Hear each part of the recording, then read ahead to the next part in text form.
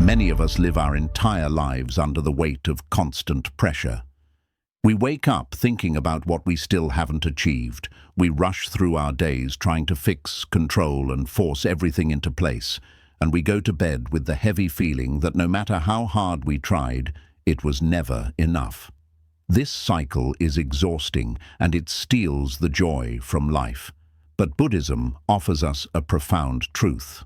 Life was never meant to be forced into submission. The universe has its own rhythm, and when you try to bend it to your will, you only end up breaking yourself. When you learn to step back, to stop gripping so tightly, and to allow life to unfold in its own way, you begin to experience a kind of freedom and peace that effort alone can never create. This is not about giving up on responsibility or refusing to act. It is about understanding the difference between action that flows with wisdom and action that comes from desperation. It is about discovering the strength that comes from allowing life to move through you instead of exhausting yourself by trying to push against it. 1. Stop wrestling with shadows. One of the greatest mistakes we make as human beings is fighting battles that exist only in our imagination. Think about how many nights you have stayed awake worrying about something that never even happened, or how many times you have replayed an old memory in your mind, wishing you could go back and change it, even though it is long gone.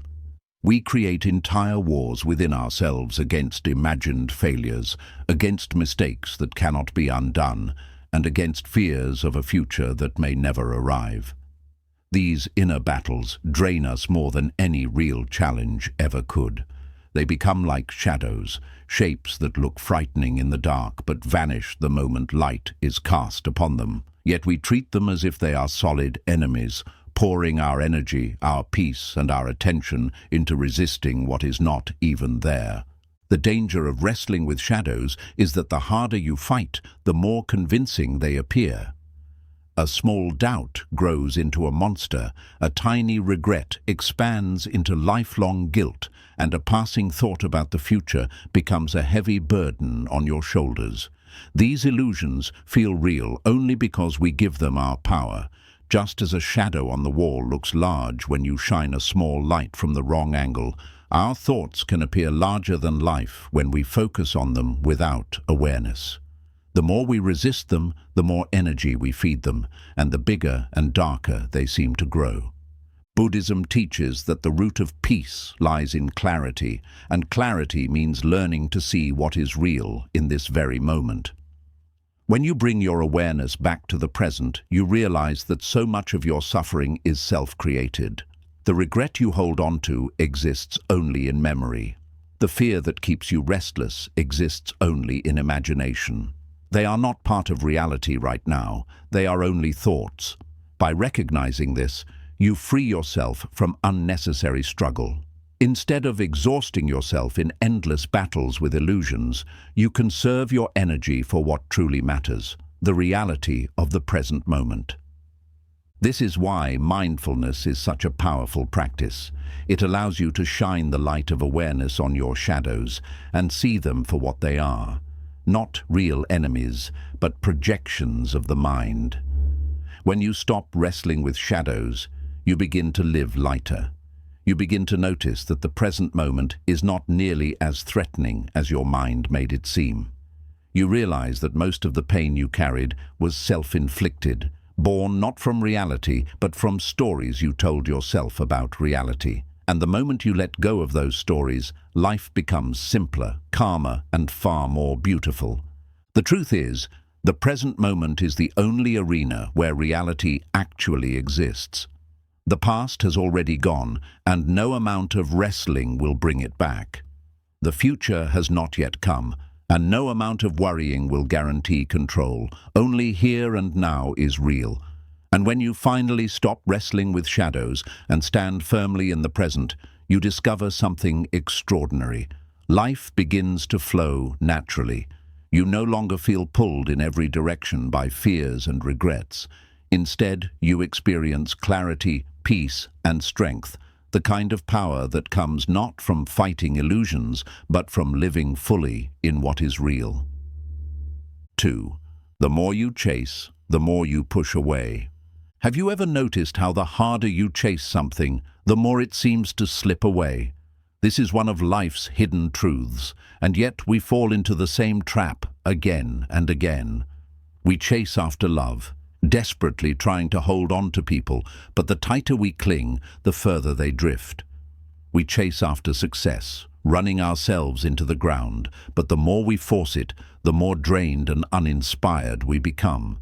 Even peace of mind escapes us when we try too hard to grab hold of it. It is like trying to catch a butterfly in a frantic rush. The faster you run, the quicker it escapes your grasp. But if you sit still, quietly and patiently, the butterfly may land gently on your shoulder without effort. This is the paradox of life. The energy of desperation pushes things away, while the energy of calm presence naturally draws them toward you. Buddhism explains this through the principle of non-attachment. Non-attachment is often misunderstood as not caring, but in truth it is about creating space so life can flow to you without being suffocated by your demands. When you are attached, your energy is heavy, you cling, you worry, you hold on so tightly that the very thing you want cannot breathe. Think of holding water in your hand. If you clutch it too tightly, it slips through your fingers. But if you hold it gently, it stays. Life works the same way. The more you chase after outcomes with desperation, the more you actually create resistance that blocks them from arriving. This is why so many people burn out in pursuit of happiness. They force relationships to work when they are broken, only to end up lonely and hurt. They push themselves endlessly in pursuit of money and status, only to find themselves emptier than before. They try to meditate with the mindset of forcing peace, only to discover that the harder they try to empty the mind, the more restless they become. Peace does not come from chasing, it comes from being. Love does not come from clinging, it comes from openness. Success does not come from forcing, it comes from alignment. When you understand this, you begin to see that the problem is not that life is against you. It is that your energy is pushing away the very things you are trying to attract. Buddhist wisdom invites us to shift from chasing to allowing. Allowing means you still take action, you still put in effort, but you do so without desperation. You plant seeds and you nurture them, but you do not demand that they bloom on your schedule. You open your heart to love, but you do not cling so tightly that you suffocate the other person. You work for your dreams, but you also trust the timing of life and recognize that not everything is under your control. This balance creates a magnetic energy. When you stop chasing, you stop radiating fear. And when fear is gone, what is meant for you naturally moves closer. Think of the people you admire the most. Often, they are not the ones who chase recognition or beg for validation. Instead, they carry a calm presence that attracts others without effort. Their energy says, "I am enough, and life will come to me in its time." That calmness is magnetic, far more powerful than the desperate energy of chasing. When you begin to live this way, you notice that life starts to feel lighter. The right opportunities seem to show up, the right people cross your path, and the right answers arise when you are ready, not because you forced them, but because you stopped pushing them away. The more you chase, the more you push away, because chasing comes from a place of fear and lack. You chase because you think you are incomplete without the thing you desire. But when you stop chasing, you realize that you were never incomplete. You were whole already, and that wholeness is what attracts life's blessings. The butterfly comes not to the frantic hand, but to the still one, and in the same way, life flows not to the desperate, but to the present, calm and open heart. Third, effort is noble, forcing is ego. There is a great difference between putting in effort and trying to force life into your own design, yet most people confuse the two. Effort is an act of humility. It is the willingness to do your part while acknowledging that you are not in control of everything. Forcing, on the other hand, is born from ego. It is the belief that if you just push hard enough, you can bend the universe to your will. When we live with effort, we move with patience, discipline, and respect for life's timing.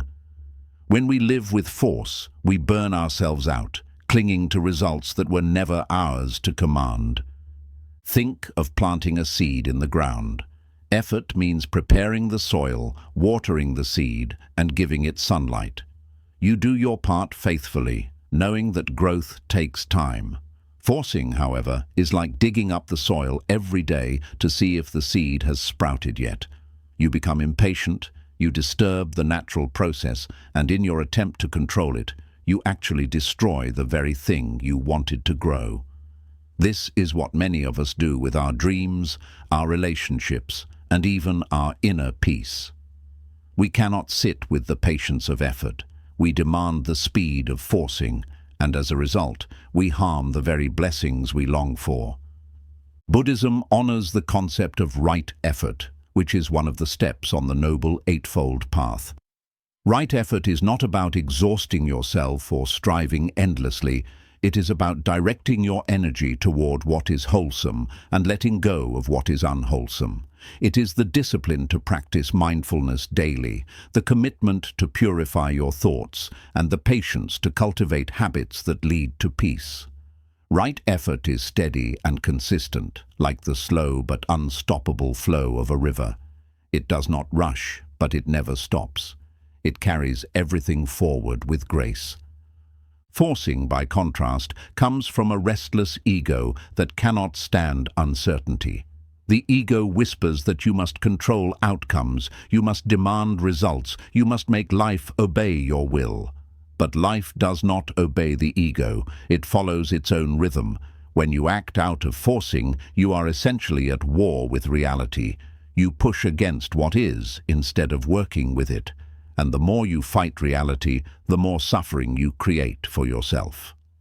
No amount of forcing can ever bring lasting peace, because peace cannot be demanded. It can only be cultivated through effort aligned with wisdom. This is why many people who work harder than anyone else still feel empty. They are not practicing effort, they are drowning in forcing. They believe that their worth is tied to how much they can grind, how much they can control, how quickly they can achieve. But true effort is not about quantity of struggle, it is about quality of alignment. You can work fewer hours with the right effort and feel fulfilled, while someone else works endlessly with force and remains miserable. The difference is simple. Effort respects life's flow, forcing resists it. When you look closely, you'll see that forcing always carries a hidden emotion: fear. Fear of being left behind, fear of not being enough, fear of losing control. Effort, on the other hand, carries faith. Faith that your work matters, faith that life unfolds in its own time, faith that you are not alone in this process. And when you live with faith instead of fear, your actions feel lighter, your heart feels calmer, and your results feel more natural. You no longer feel the need to squeeze outcomes out of life, because you know that your role is to act with clarity and then let go.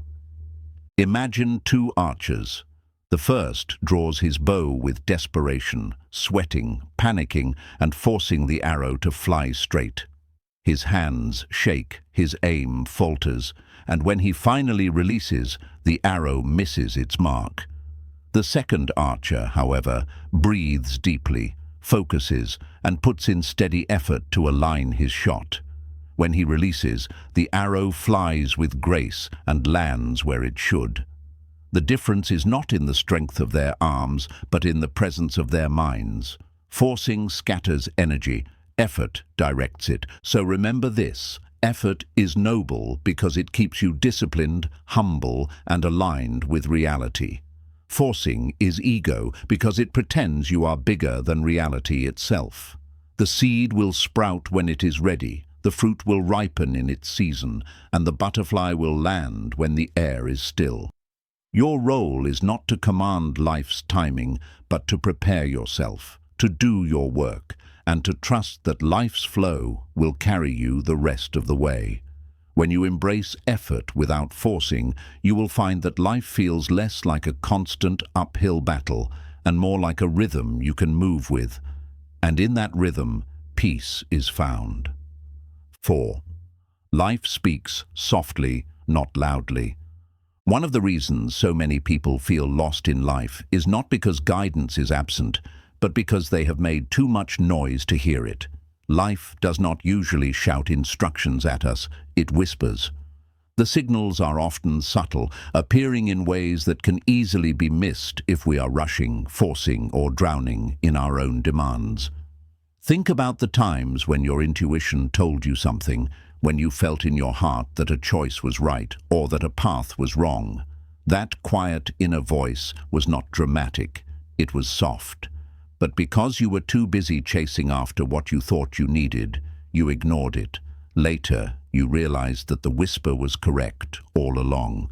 This is the tragedy of forcing. When you push too hard, you lose the ability to hear life's quiet guidance. Buddhism teaches the importance of mindfulness precisely for this reason. Mindfulness is not about sitting cross-legged in silence just to feel calm. It is about tuning your awareness so you can hear what life is already saying to you. The truth is, life is always communicating. It is in the opportunities that show up unexpectedly, the conversations that leave a deep impression, the patterns you notice in your daily experiences. But when your mind is loud with overthinking and your heart is restless with forcing, these signals pass by unnoticed. You may beg for answers, but the answers are already present, just waiting for you to quiet yourself enough to hear them. Imagine walking through a forest. If you are stomping loudly, speaking constantly, and rushing through the path, you will not notice the beauty around you.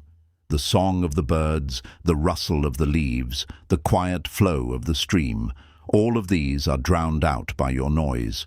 But if you slow down, if you walk mindfully, if you breathe deeply and listen, you will hear a symphony of life that was always there, but hidden by your hurry. Life works the same way. The wisdom you need is rarely delivered with a shout. It comes in soft tones that only the still mind can recognize. For many people, ignoring these whispers leads to suffering. A relationship shows small signs of being unhealthy, but they are ignored because the person is too busy forcing it to work. A career shows signs of being misaligned, but they are dismissed because of the fear of letting go. An inner calling begins to rise, but it is silenced because it does not fit into the plan. And yet, all of these are life's gentle warnings and nudges asking you to pay attention. By refusing to listen, people end up trapped in situations that could have been avoided if only they had learned to value the quiet voice within. This is why the Buddha taught that wisdom comes from silence. In silence, you begin to see clearly. In silence, you notice what the restless mind ignores. You become aware of the subtle openings life provides, like a friend who appears at the right moment, a book that falls into your hands when you most need it, or an idea that arrives in meditation and shifts your perspective entirely. None of these things feel forced. They feel natural, almost as if life itself placed them in your path. But you will never notice them if you are too busy drowning in the noise of chasing and forcing.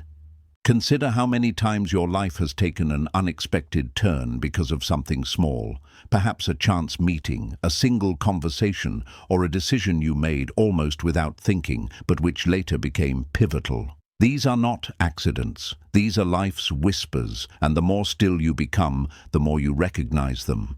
When you learn to listen, you stop trying to control every outcome, because you trust that life is always speaking, always guiding, always showing you the next step. So how do you hear these whispers?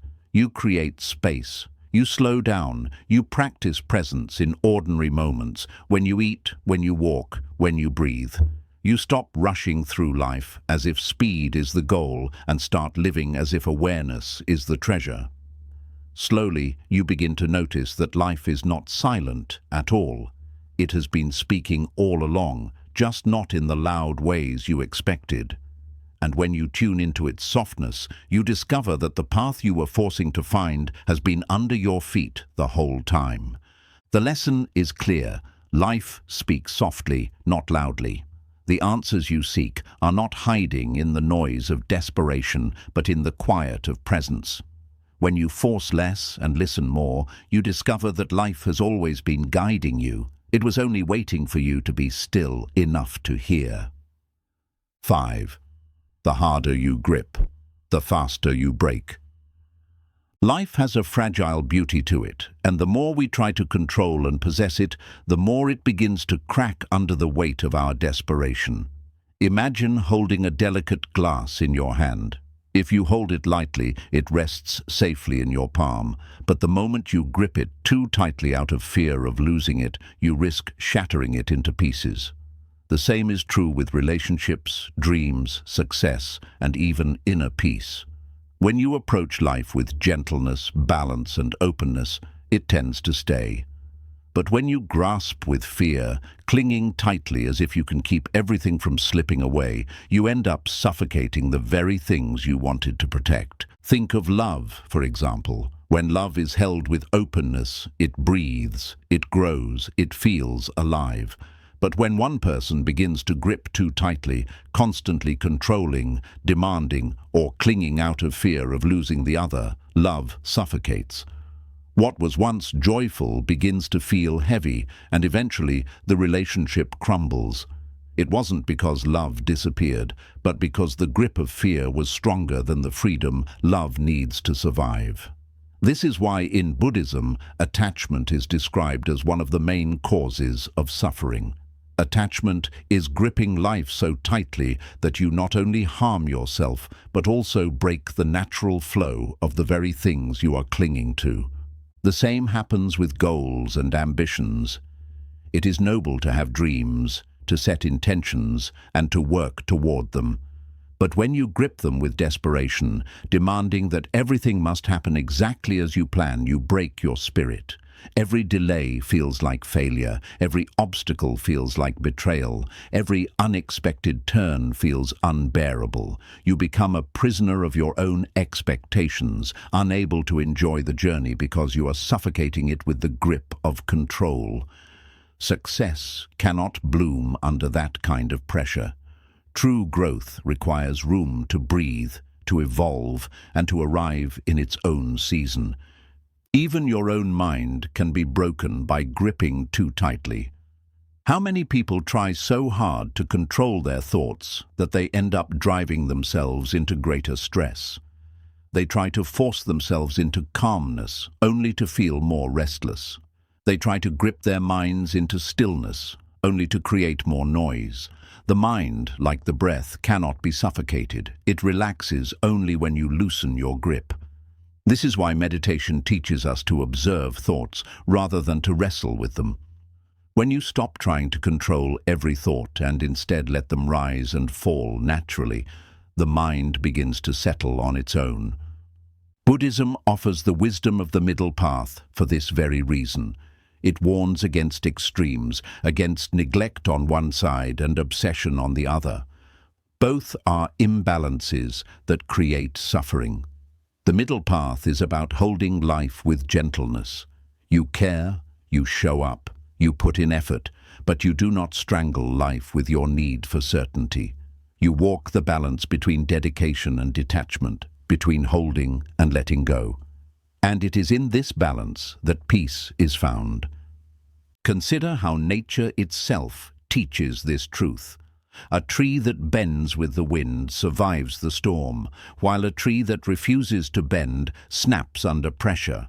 Rivers carve through stone not by force, but by flowing consistently over time. The most powerful forces in life are not rigid. They are flexible. They adapt. They allow. If you want to live in alignment with the way of nature, you must learn to release your grip. Rigidity breaks, but softness endures. The reason so many people feel constantly on the edge of breaking is because they are gripping too tightly to things they cannot ultimately control. They grip relationships that are already gone, goals that need more time, identities that no longer fit them. This gripping is born of fear, the fear of loss, the fear of failure, the fear of change. But Buddhism reminds us that change is the only constant. Everything you hold will eventually shift, transform, or pass away. The question is not whether you can prevent change. You cannot. The question is whether you will break when change comes, or whether you will bend and flow with it. The harder you grip, the faster you break. This is the law of attachment. But when you learn to hold life gently, with an open hand and an open heart, you find that nothing truly leaves you. What is meant for you will stay, and what is not meant for you will go, no matter how tightly you grip. The art is to stop clinging and start trusting. In that trust, you not only protect your own peace, but you also allow life to unfold in its most natural and beautiful way. 6. Let life breathe through you. When was the last time you truly noticed your breath? Not in a shallow way, but deeply. Felt the air moving in and out of your body, the rise and fall of your chest, the natural rhythm that has sustained you since the moment you were born. Breathing is so simple, so effortless, and yet it is the most powerful reminder of how life is meant to flow. You cannot hold your breath forever, and you cannot force your breath to follow your will without creating discomfort. Try holding your breath for too long, and you will feel pain. Try forcing your breathing into rigid patterns, and you will quickly feel suffocated. But when you allow the breath to move naturally, when you surrender to its rhythm, you discover ease, balance, and nourishment. Life is no different. The harder you try to control it, the more suffocating it becomes. But when you allow life to breathe through you, when you stop forcing and start flowing, everything begins to feel lighter, calmer, and more natural. This lesson is one of the core teachings in Buddhism, the art of allowing life to move through you instead of trying to dominate it. The Buddha often compared life to a river, constantly flowing, constantly moving forward. A person who tries to fight against the river exhausts themselves, while the one who allows the river to carry them discovers peace. Yet most of us live as if we must fight against life at every turn. We push, we resist, we struggle, thinking that if we don't control everything, we will fall apart. But this is an illusion. The truth is, life already knows how to flow. Just as the breath moves without you having to command it, life unfolds without you having to control every step. Your work is not to force life into submission, but to align with its rhythm, to let it breathe through you. Think of how much energy is wasted in resistance. You want things to go your way, and when they don't, you fight. You resist the present moment, telling yourself it should be different. You resist change, clinging desperately to what is already passing. You resist uncertainty, demanding guarantees where none can exist. And all of this resistance makes you tense, anxious, and restless. But if you pause and reflect, you realize that life is always moving forward whether you fight or not. Seasons change, people come and go, opportunities arise and disappear, and time flows endlessly. Your resistance does not stop this flow, it only exhausts you. Allowing life to breathe through you means releasing the need to resist what already is, and instead meeting it with awareness, acceptance, and trust. One of the most profound practices in Buddhism is mindful breathing. At first glance, it seems almost too simple. Sit quietly and pay attention to your breath. Yet this simple practice unlocks deep wisdom. When you watch your breath, you realize it has its own intelligence. You do not command each inhale or exhale. Your body breathes even when you are asleep, even when you are unaware. It is life moving through you, whether you notice or not. And in that realization comes freedom. You understand that you do not have to force life. It already knows what to do. The more you let go of control, the more you can rest in the truth that life is breathing through you, carrying you, sustaining you in ways you cannot even see. To let life breathe through you is to live in rhythm with existence. It is to understand that just as there is time to inhale and time to exhale, there is a time to act and a time to rest, a time to hold on and a time to release, a time to plant and a time to harvest. People suffer when they try to inhale endlessly without exhaling, when they try to act without ever resting, when they try to hold without ever letting go. But balance is the law of life. You cannot just take in, you must also release. You cannot just force forward, you must also surrender. When you find this rhythm, your life becomes more graceful. You begin to understand that nothing needs to be forced because everything has its season.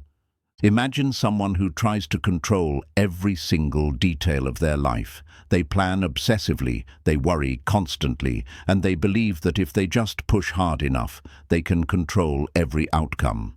But what happens? The more they try to control, the more anxious they feel, because control is never complete.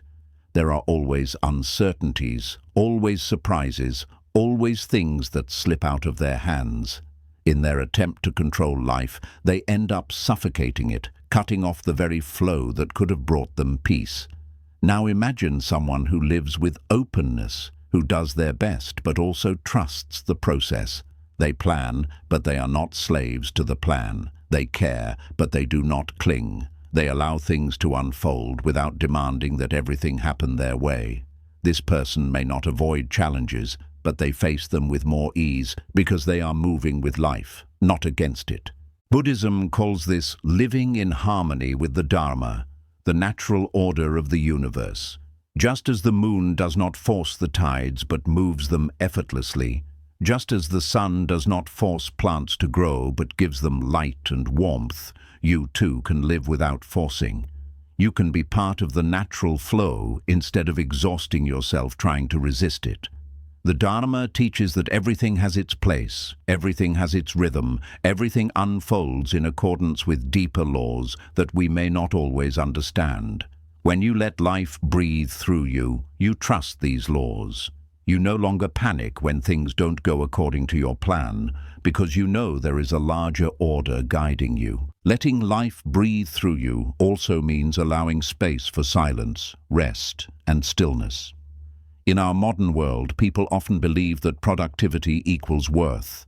So they try to fill every moment with action, every breath with effort, every day with tasks.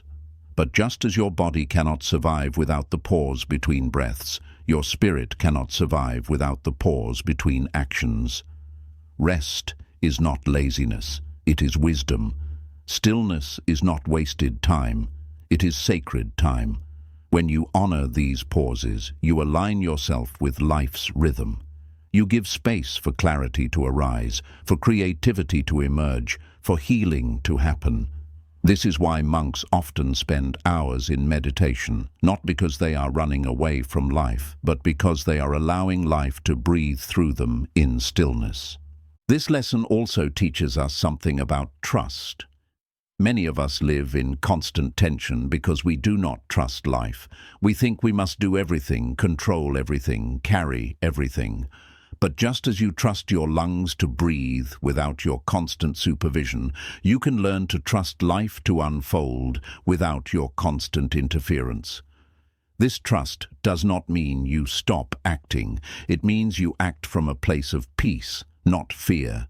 You take steps, but you do not chase. You plan, but you do not panic. You dream, but you do not cling. You let life move through you, confident that whatever comes is part of the rhythm. And here is the deepest truth. When you let life breathe through you, you realize that you are not separate from life at all. You are life. The same force that moves the tides, that makes the stars shine, that carries the seasons forward, is the same force moving your breath in and out right now. You are not an outsider trying to control life. You are life itself, flowing, breathing, becoming. To resist life is to resist yourself. To let life breathe through you is to return home to your own nature. So remember this, you do not have to suffocate yourself with control. You do not have to push life into shapes it was never meant to take. You do not have to force your breath, and you do not have to force your existence. Let life breathe through you. Let it rise and fall. Let it move in and out. Let it carry you as naturally as the air carries your lungs. When you stop forcing and start allowing, you will discover a freedom so profound that it feels like you are breathing for the very first time. 7. Surrender creates space for miracles. There comes a point in every person's journey where effort alone cannot carry them further. You study, you work, you push, you plan, you chase, and yet you still feel blocked, still feel unsatisfied, still feel like something essential is missing. This is the moment when life quietly asks you to surrender, not to give up, but to let go, to release the grip of fear and control, and to open yourself to something greater than your own narrow plans. It is one of the deepest lessons in Buddhism, that real transformation does not come only from force or effort, but from surrendering into the flow of existence. And when you surrender, you create space for something extraordinary to enter, what we call miracles. Surrender is a word often misunderstood. Many think it means weakness, passivity, or laziness, as if surrender is simply sitting down and doing nothing. But true surrender is not about abandoning life. It is about aligning with it. It is not the absence of action. It is the presence of wisdom. When you surrender, you are saying, I will do my part, but I will not exhaust myself trying to control the parts that are not mine. I will move forward with faith, but I will release the desperate need to control outcomes. This is not weakness. It is the highest form of strength.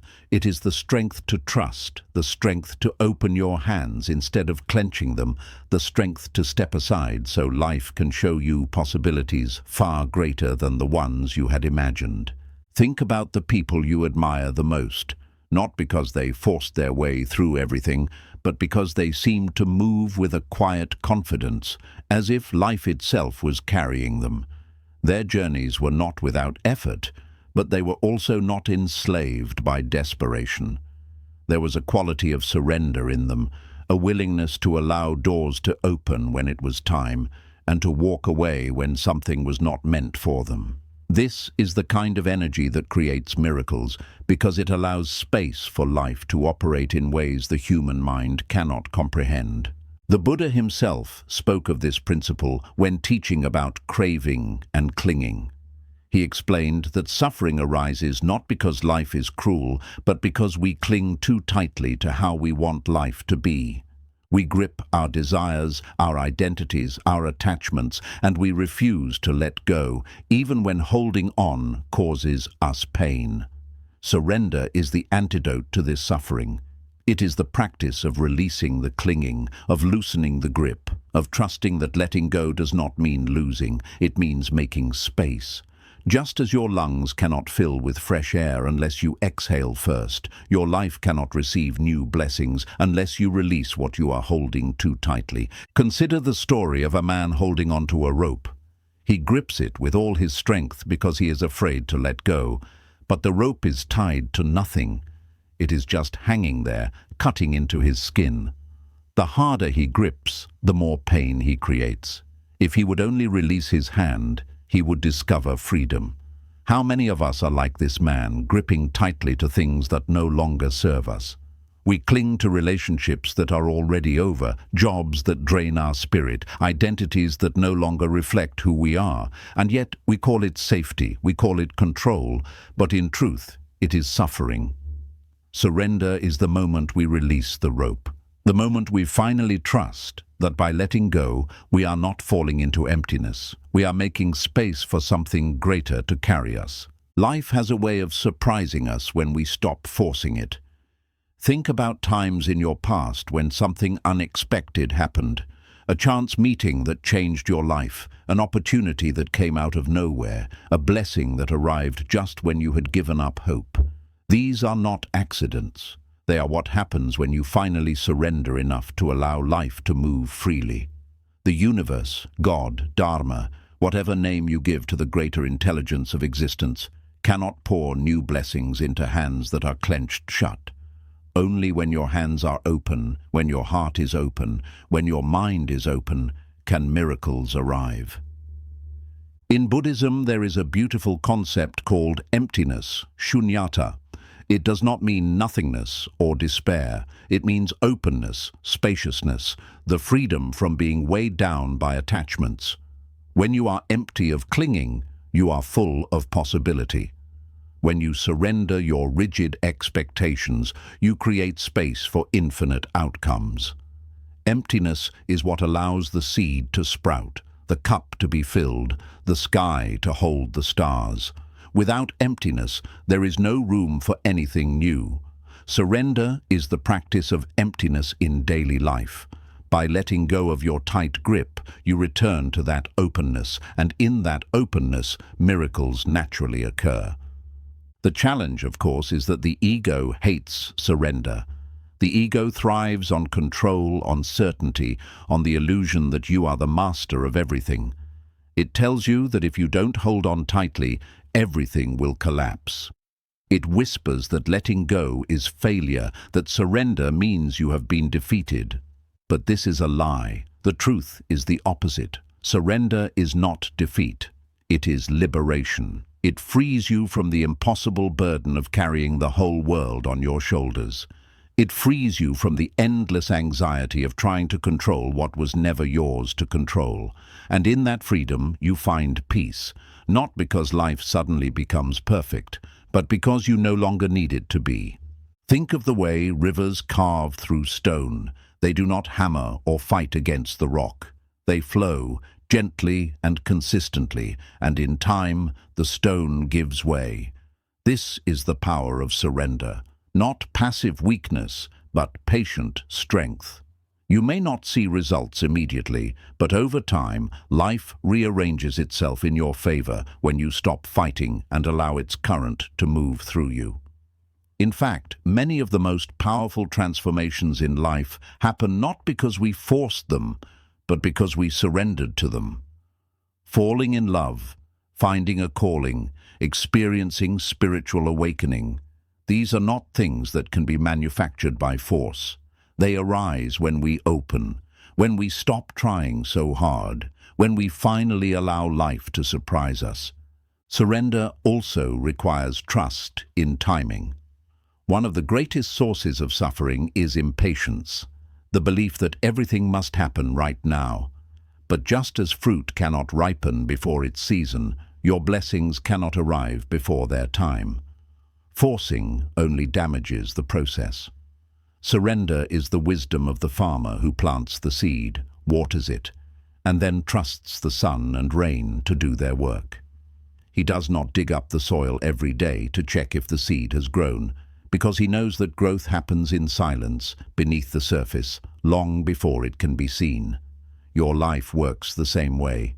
When you surrender, you give space for unseen growth to happen. You may not notice it at first, but miracles are already forming beneath the surface, waiting for the right moment to bloom. Let me share a simple example.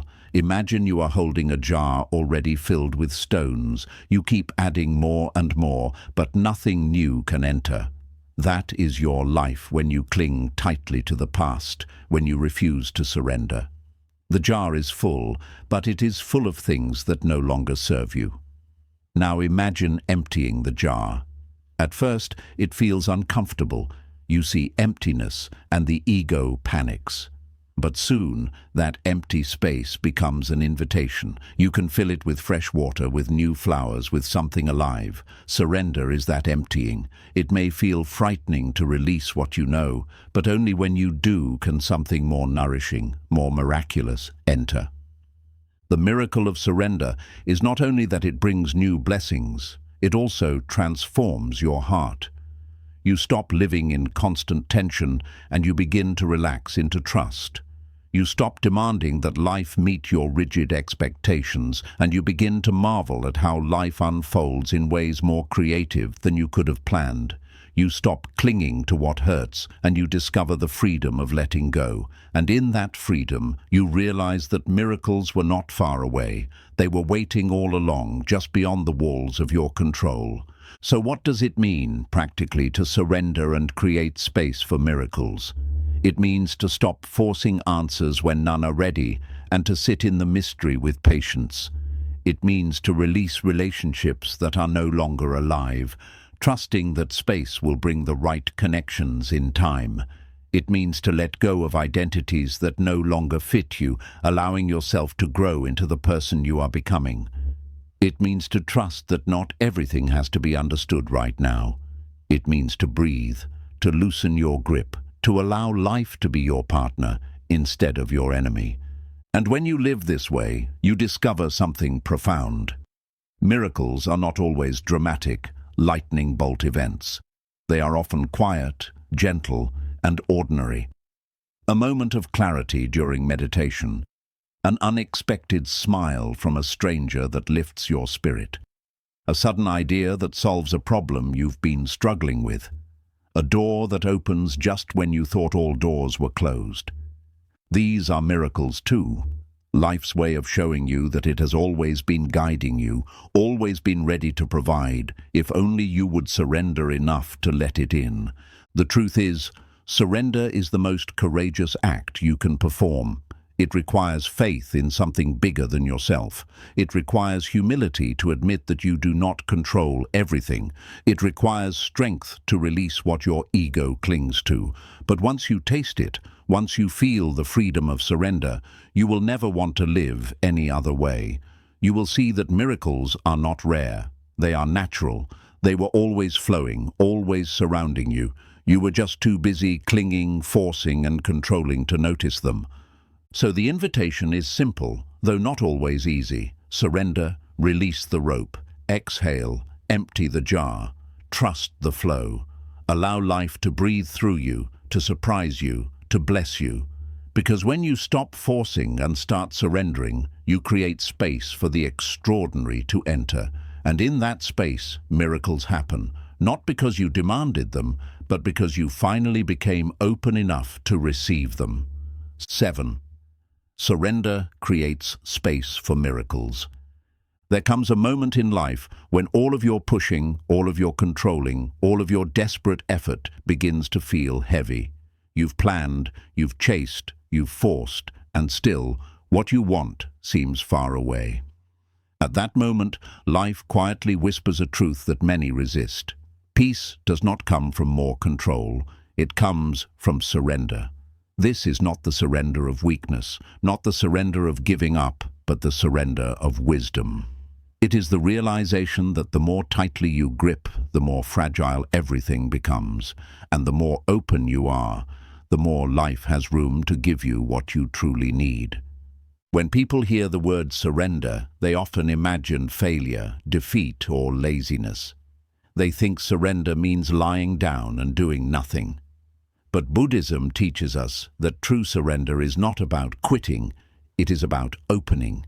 It is about stepping out of the prison of ego and into the spaciousness of life itself. It is about realizing that you are not here to command the universe, but to live in harmony with it. Surrender is not about refusing to act. It is about acting with clarity and then letting go of the results. It is not passive, it is deeply active, but in a way that is free from fear and free from clinging. Look closely at your life, and you will see how much of your suffering comes from refusing to surrender. You cling to relationships that are already broken, afraid that if you let go, you will be alone. You grip tightly to jobs, identities, or versions of yourself that no longer serve you, afraid of the unknown that waits beyond. You hold on to expectations of how things should be, and when life does not follow your script, you fight, resist, and exhaust yourself. But here is the truth. Life was never meant to obey your script. Life has its own intelligence, its own timing, its own flow, and the harder you resist, the more you suffer. Think of a rope that you are gripping with all your strength. The rope is not pulling you anywhere, it is just there, biting into your skin. The harder you grip, the deeper the pain becomes. Your hand bleeds, your muscles ache, and still you refuse to let go because the ego whispers, if you release this, you will lose everything. But the reality is the opposite. If you release, you gain freedom, you gain relief, you gain the ability to move forward. This is the illusion of control, the belief that holding on keeps us safe, when in truth, it only keeps us trapped. Buddhism teaches that clinging, this desperate grasping, is the root of suffering. Everything in this world is impermanent. People change, seasons pass, identities shift, circumstances evolve. When you cling to what must naturally change, you create suffering. But when you surrender to impermanence, when you allow things to come and go without gripping, you find peace. You stop trying to hold on to what cannot be held, and you discover the freedom of flow. This is why surrender creates miracles. It frees you from illusions and opens you to the infinite possibilities that life is already offering. Think about the breath again. You cannot inhale without exhaling first. If you cling to your breath, refusing to release it, you suffocate. But when you surrender, when you allow yourself to exhale, you create space for the next inhale, for new life to enter. Life works the same way. When you cling to the old, you suffocate your growth. When you surrender, you create space for the new, for the unexpected, for the miraculous. Just as the breath carries you without effort, life carries you when you stop suffocating it with control. Miracles often come in ways you do not expect. You may be waiting for a specific outcome, forcing life to give you what you think you want, but life is preparing something better, something bigger, something you could not have imagined, but you will never see it if your hands are full of what you refuse to release. A jar that is already full cannot be filled with fresh water. You must first empty it. In the same way, surrender is the emptying of your jar, the opening of your hands, the exhale that makes space for the next inhale. It feels vulnerable at first, even frightening, but it is the only way for life to surprise you with its gifts. This is why Buddhist teachings emphasize emptiness, not as a void, but as possibility. Emptiness is the fertile soil in which new life grows. When you are empty of clinging, you are open to receive. When you surrender your rigid plans, you become flexible enough to see opportunities you would have otherwise ignored. When you release your grip on the past, you allow the present to finally reach you. In this space of openness, miracles are not rare, they are natural. They were always there, waiting for room to enter. The ego resists this truth. It insists that control equals strength and surrender equals weakness. But the reality is the opposite. Control is often born of fear, the fear of losing, the fear of failing, the fear of the unknown. Surrender, however, requires immense courage. It is the courage to say, I trust life. I trust the process. I trust that I can face whatever comes. This kind of trust is not naive. It is deeply wise. It understands that you are part of something larger, that you do not need to control every detail because life itself is intelligent. Life itself is breathing through you. Think about the river once again. A person who thrashes and fights against the current exhausts themselves and often drowns. But the one who surrenders to the current, who allows the water to carry them, not only survives, but often reaches the shore with less struggle. Surrender does not mean you stop swimming. It means you stop fighting the flow. You align your movements with the current, and suddenly everything feels lighter. This is the art of living, learning when to act and when to release, when to hold on and when to let go, when to strive and when to surrender. When you live this way, miracles begin to appear, not always in grand, dramatic forms, but in quiet, subtle ways. You find yourself in the right place at the right time. You meet people who change your life in unexpected ways. A problem that seemed impossible suddenly resolves itself. A door that was firmly shut suddenly opens. These are the gifts of surrender, the blessings that come when you stop trying to bend life to your will and instead allow life to unfold its will through you. And perhaps the greatest miracle of surrender is the transformation it brings to your heart. You begin to live with more ease. You stop waking up every day in tension, desperate to control everything. You stop fearing change because you know you can flow with it. You stop clinging to people because you understand that love is not possession. You stop clinging to outcomes because you realize that your worth is not measured by results. You begin to feel free, not because everything is perfect, but because you no longer need it to be. So surrender is not a single act you perform once. It is a way of living. It is a practice you return to again and again. Each time you feel yourself gripping too tightly, each time you feel the rope cutting into your hand, each time you feel the suffocation of control, you remember to release, to exhale, to trust. And each time you do, you create space. And in that space, life flows more freely. In that space, peace enters. In that space, miracles happen. The art of allowing. Life blossoms when you stop forcing the seed to grow. If you have ever planted a seed, you know that growth cannot be rushed.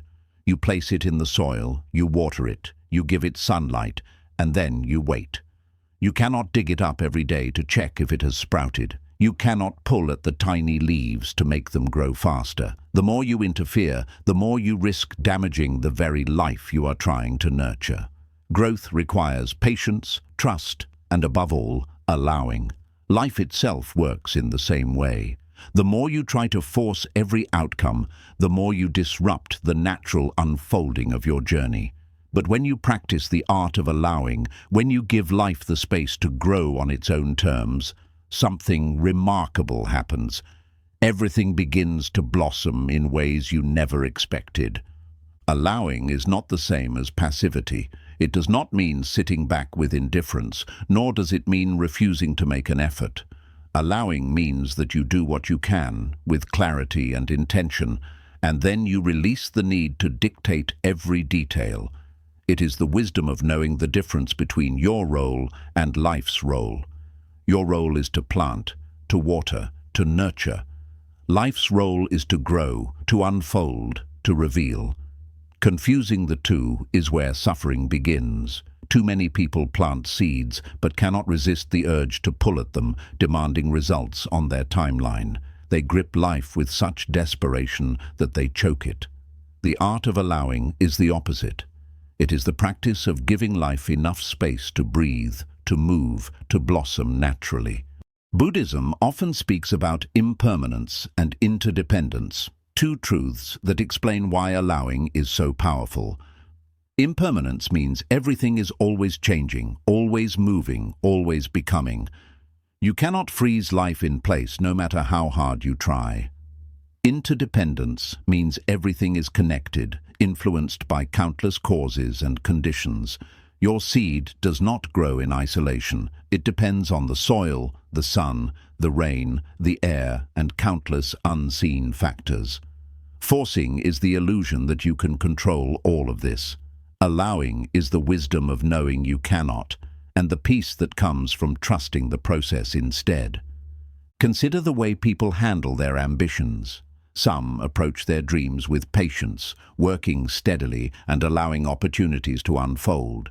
Others are consumed with forcing, trying to rush every stage, demanding results that are not ready to appear. The first group may take longer to see external results, but their growth is deep and stable. The second group may push faster, but their growth is fragile, easily broken by setbacks. Why? Because forcing creates tension, while allowing creates alignment. Tension eventually snaps, alignment endures. Think also about relationships. Love grows when it is given space to breathe, when two people allow each other to be, to grow, to change. But when love is forced, when one person tries to control, possess, or rush the other, it suffocates.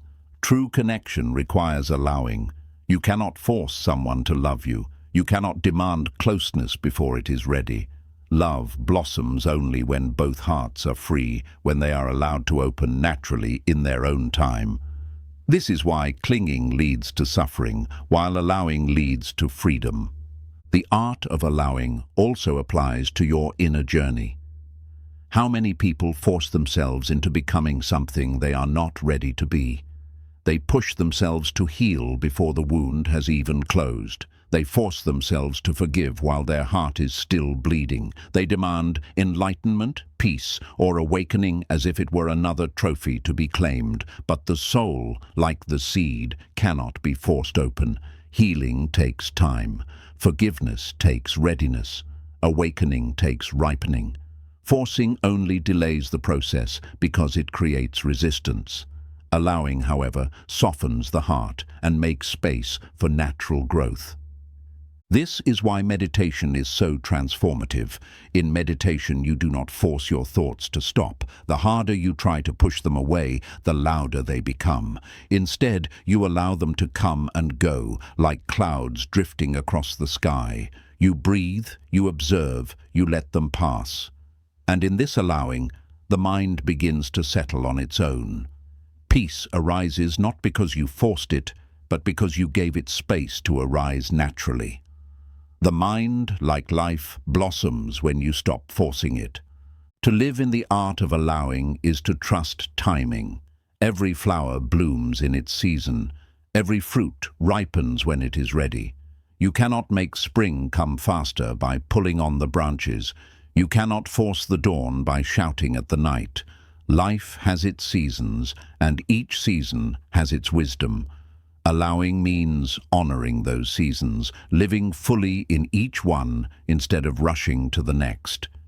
It means accepting that where you are right now is part of the journey, not a mistake. It means trusting that what is delayed is not denied. It is simply still growing beneath the surface. There is a quiet miracle that happens when you begin to practice allowing. You stop wasting energy on resistance, and that energy becomes available for presence. Instead of fighting life, you begin to notice it. You notice the way small blessings appear each day. You notice how doors open when you are calm instead of frantic. You notice that life has always been guiding you. It was just your forcing that drowned out its voice. In this stillness, you discover that the universe is not against you. It is for you, always for you, but it will not move on your desperate timeline. It moves when conditions are right, and allowing means you trust those conditions more than you trust your fear. One of the greatest teachers of allowing is nature. The tree does not rush its growth. It takes years to rise strong. The river does not force its path. It finds it patiently, carving through stone with time. The caterpillar does not rip open its cocoon prematurely. It waits until it has transformed fully into a butterfly. All of nature teaches the same truth. Everything unfolds when it is ready and not a moment sooner. Forcing is unnatural. Allowing is the law of life. So how can you begin to live this lesson? You start small. When you feel the urge to rush, you pause and breathe. When you feel yourself clinging to outcomes, you step back and remind yourself that your role is not to control everything.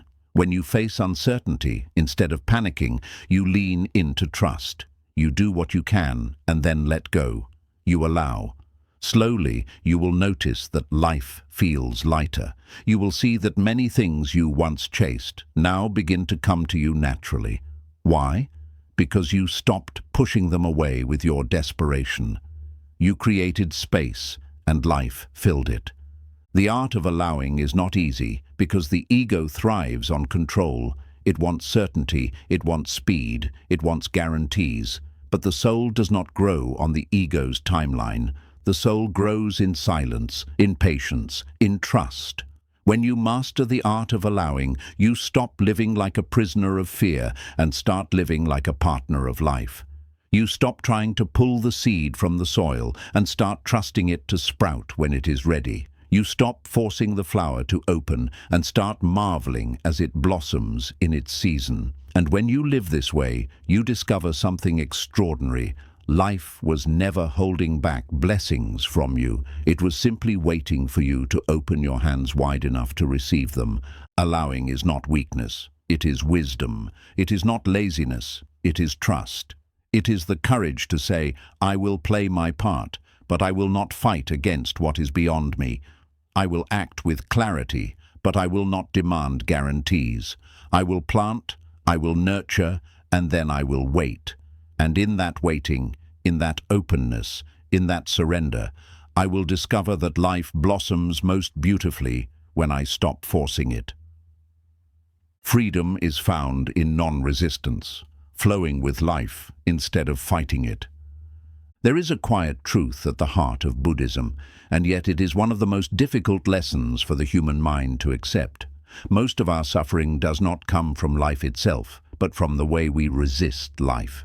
Think about it. Pain is natural. Loss, disappointment, illness, change. These are inevitable parts of being alive.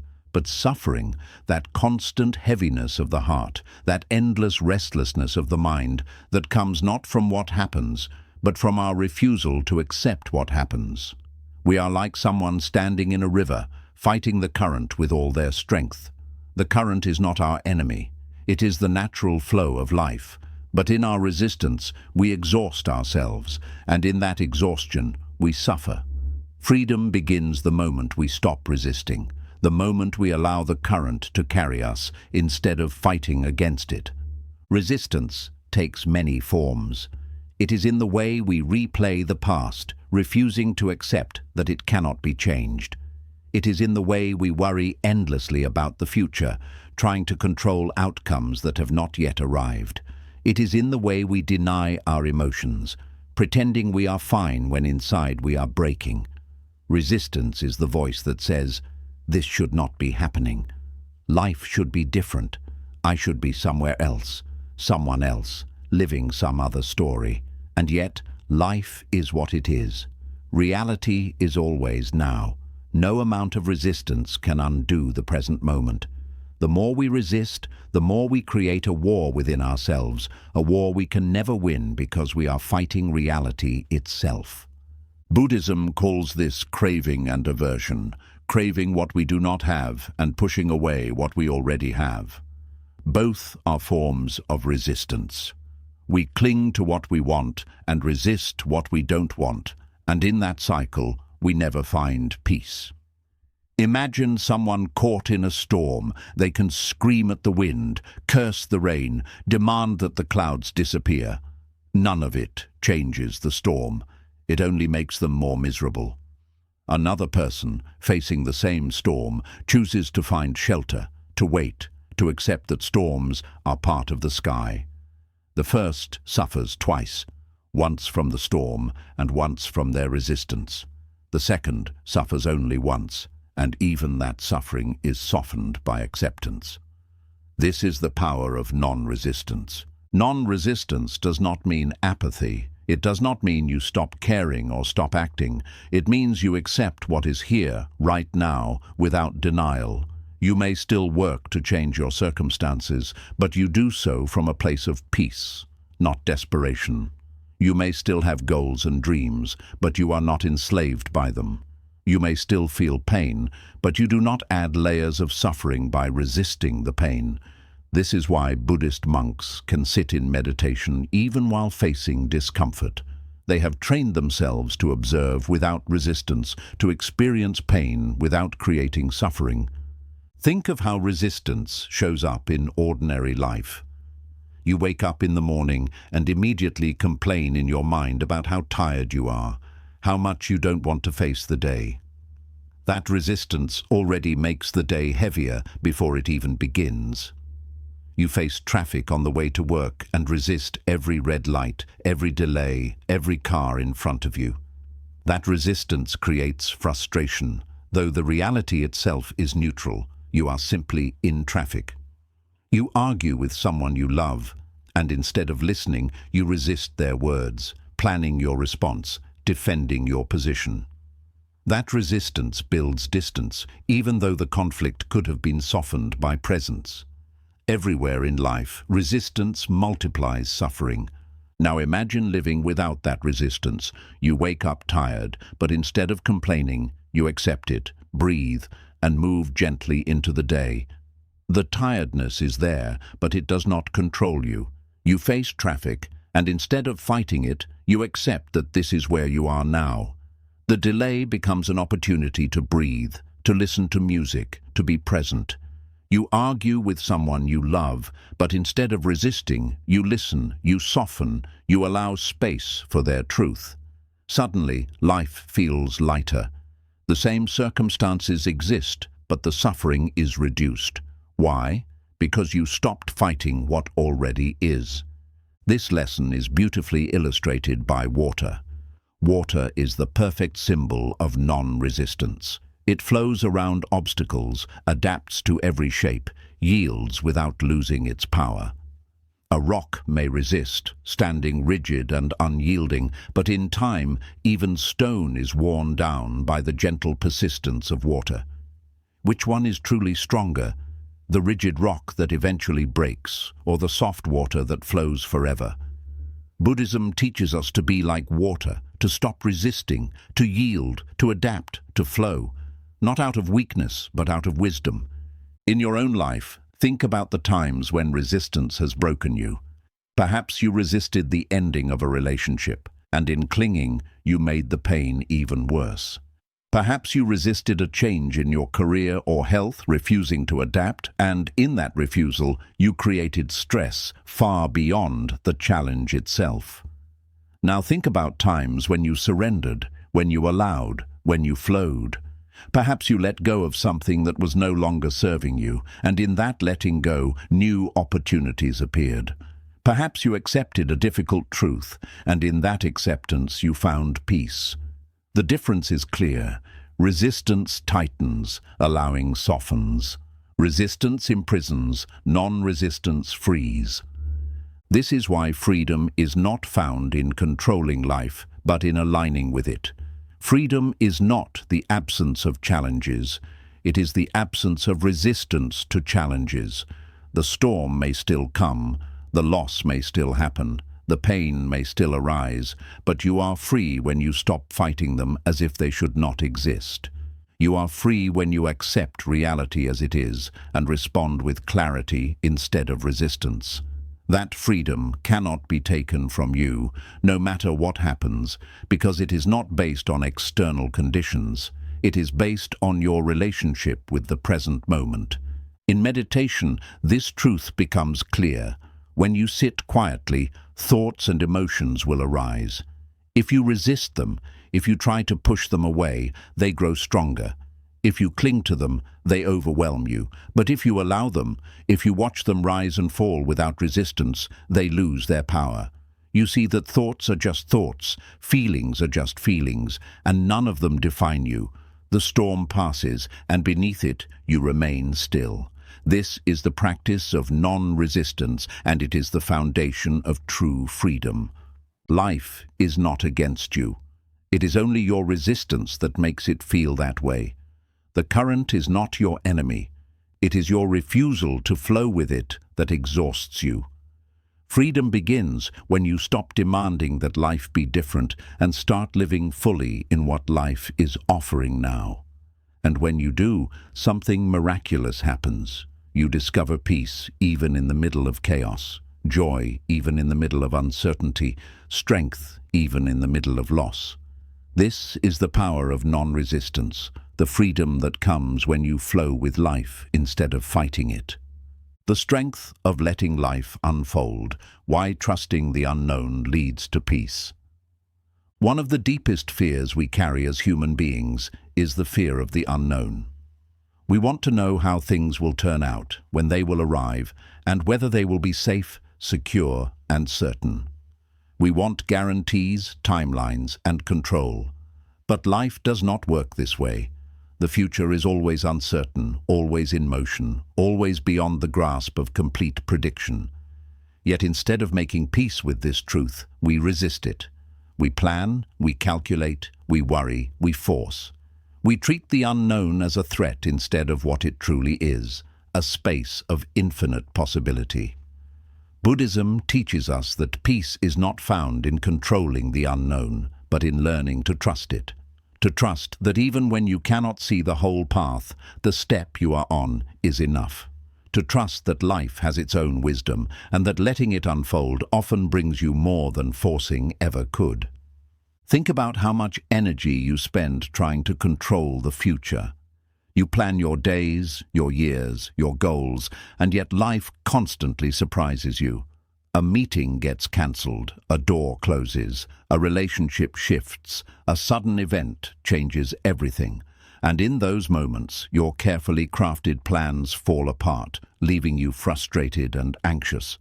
But if you look back on your life, how many times did those surprises lead you somewhere meaningful?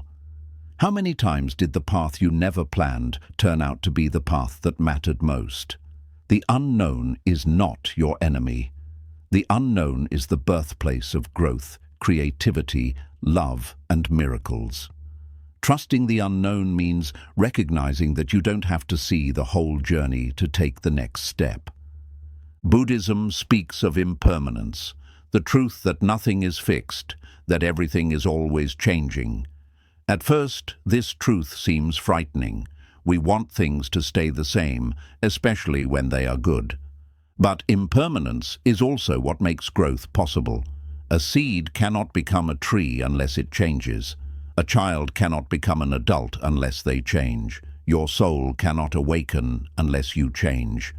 To trust the unknown is to trust impermanence, to see that change is not something to resist, but something to embrace.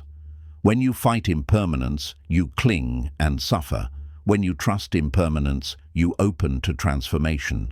Consider the image of a traveler walking at night with only a lantern in their hand. The lantern does not reveal the entire road, it only illuminates a few steps ahead. Yet, as the traveler walks, more of the path is revealed. This is how life works. You will never see the entire road at once, but you are always given enough light for the step you are on. Trusting the unknown means learning to walk with that lantern, to move forward without needing to control the entire journey. It is the strength to keep walking even when you cannot see the final destination, knowing that each step will reveal what you need when you need it. Why is this lesson so difficult? Because the ego craves certainty. The ego says, if I don't know what will happen, I am not safe. But this is an illusion. Certainty is never guaranteed. Even the things you think are fixed can change in an instant. The job you rely on, the person you love, the body you live in, all are subject to change. True safety is not found in controlling the future. It is found in trusting yourself to meet whatever the future brings. Trust is not blind, it is courageous. It is the courage to accept uncertainty and still move forward with an open heart.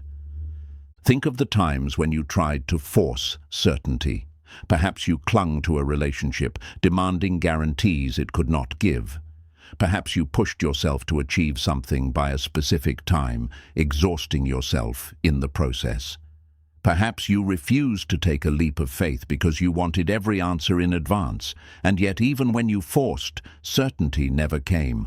Life still changed, doors still closed, surprises still arrived. Forcing only added more suffering, more exhaustion, more fear. Trusting the unknown, however, shifts everything. It doesn't remove challenges, but it removes the unnecessary suffering of fighting what you cannot control. There is a concept in Buddhism called don't know mind. It is the practice of meeting life with openness, without clinging to rigid expectations. Instead of needing every answer, you allow yourself to say, I don't know, and that's okay. This attitude is not ignorance, it is wisdom. It keeps you humble, curious, and present. When you meet life with don't know mind, you stop closing doors with your fear. You stop demanding that life fit into your plan, and you begin to see possibilities you would have missed. The unknown becomes not a threat, but a canvas. Look at nature. The flower does not know when the rain will come, but it trusts the sky. The bird does not know where every gust of wind will blow, but it spreads its wings anyway. The river does not know every twist of its path, but it flows forward without hesitation. None of these resist the unknown, and because they trust it, they live in harmony. You too are part of nature. The same intelligence that carries the flower, the bird, and the river also carries you. To trust the unknown is to return to that natural rhythm, to recognize that life has been guiding you since before you could walk, and it will continue to guide you long after today. Trusting the unknown also teaches patience. In a world obsessed with speed, we often demand answers and results immediately. But growth takes time. Healing takes time. Awakening takes time. You cannot force a seed to bloom before its season, and you cannot force your life to deliver blessings before their time. When you trust the unknown, you accept this timing. You stop digging up the soil to check if the seed has grown. You stop panicking when things take longer than expected. You trust that beneath the surface, life is already working. And in that trust, you find peace, even before the harvest arrives. One of the most profound shifts that happens when you practice this lesson is that fear loses its grip. Fear thrives on the unknown because it whispers, "What if something goes wrong?" But trust whispers back, "What if everything is unfolding exactly as it should?" Fear sees only danger in uncertainty. Trust sees possibility. Fear keeps you frozen, clinging to what is familiar. Trust frees you to move forward, to grow, to live. Fear closes your heart. Trust opens it. And the more you practice trusting the unknown, the more you realize that life has always been guiding you, always been carrying you, always been breathing through you. When you let life unfold, you also discover that control was never as necessary as you thought. Think back to a time when something unexpected happened, an opportunity you never planned, a person you never expected to meet, a challenge that shaped you in ways you could not have imagined. None of these came from your control. They came from life itself. The unknown is not empty. It is full. It is full of opportunities, lessons, blessings, and transformations waiting to be revealed. But you can only receive them when you loosen your grip, when you allow life to unfold instead of forcing it to obey your limited plans. So how do you live this truth? You begin by noticing your resistance to the unknown. When uncertainty arises, instead of panicking, pause and breathe. Instead of demanding answers, remind yourself, "I don't need to know everything right now. I only need to take the next step." When fear rises, remind yourself of the times when the unknown surprised you with something beautiful. Build trust by remembering that life has guided you before and will guide you again. Slowly, you will begin to see that the unknown is not darkness. It is a horizon. To trust the unknown is the ultimate act of courage. It is the strength to walk forward without needing guarantees. It is the wisdom to let life unfold, step by step, moment by moment, without suffocating it with your demands. It is the peace of knowing that you are part of a greater flow, a greater intelligence, a greater rhythm than your mind can ever control. And when you live this way, you discover that peace is not at the end of the road. It is here, now, in the very act of trusting. So remember, life is not a puzzle to be solved in advance. It is a journey to be lived one step at a time. You do not need to see the entire path to walk it. You do not need to control the unknown to be safe. You only need to trust that the same life that breathes your lungs, that beats your heart, that carries the stars across the sky, is the same life carrying you now. Let go of the need to force. Let life unfold. Trust the unknown. And in that trust, you will find a peace that no fear can take away. The quiet power of patience. Why forcing time destroys peace. One of the most overlooked truths in life is that everything meaningful takes time. The tree does not grow in a single night, the river does not carve its path in a single day, and the soul does not awaken in a single moment of effort. Yet most of us live as if patience were an enemy, as if waiting were wasted, as if slowing down meant falling behind. We are taught to rush, to force, to demand results on our own schedule. And when life does not obey, we panic. We think something has gone wrong, when in truth, nothing is wrong, only our relationship with time. Buddhism reminds us that impatience is suffering, but patience is freedom. When you learn to live in harmony with time instead of fighting it, you stop burning yourself out with forcing.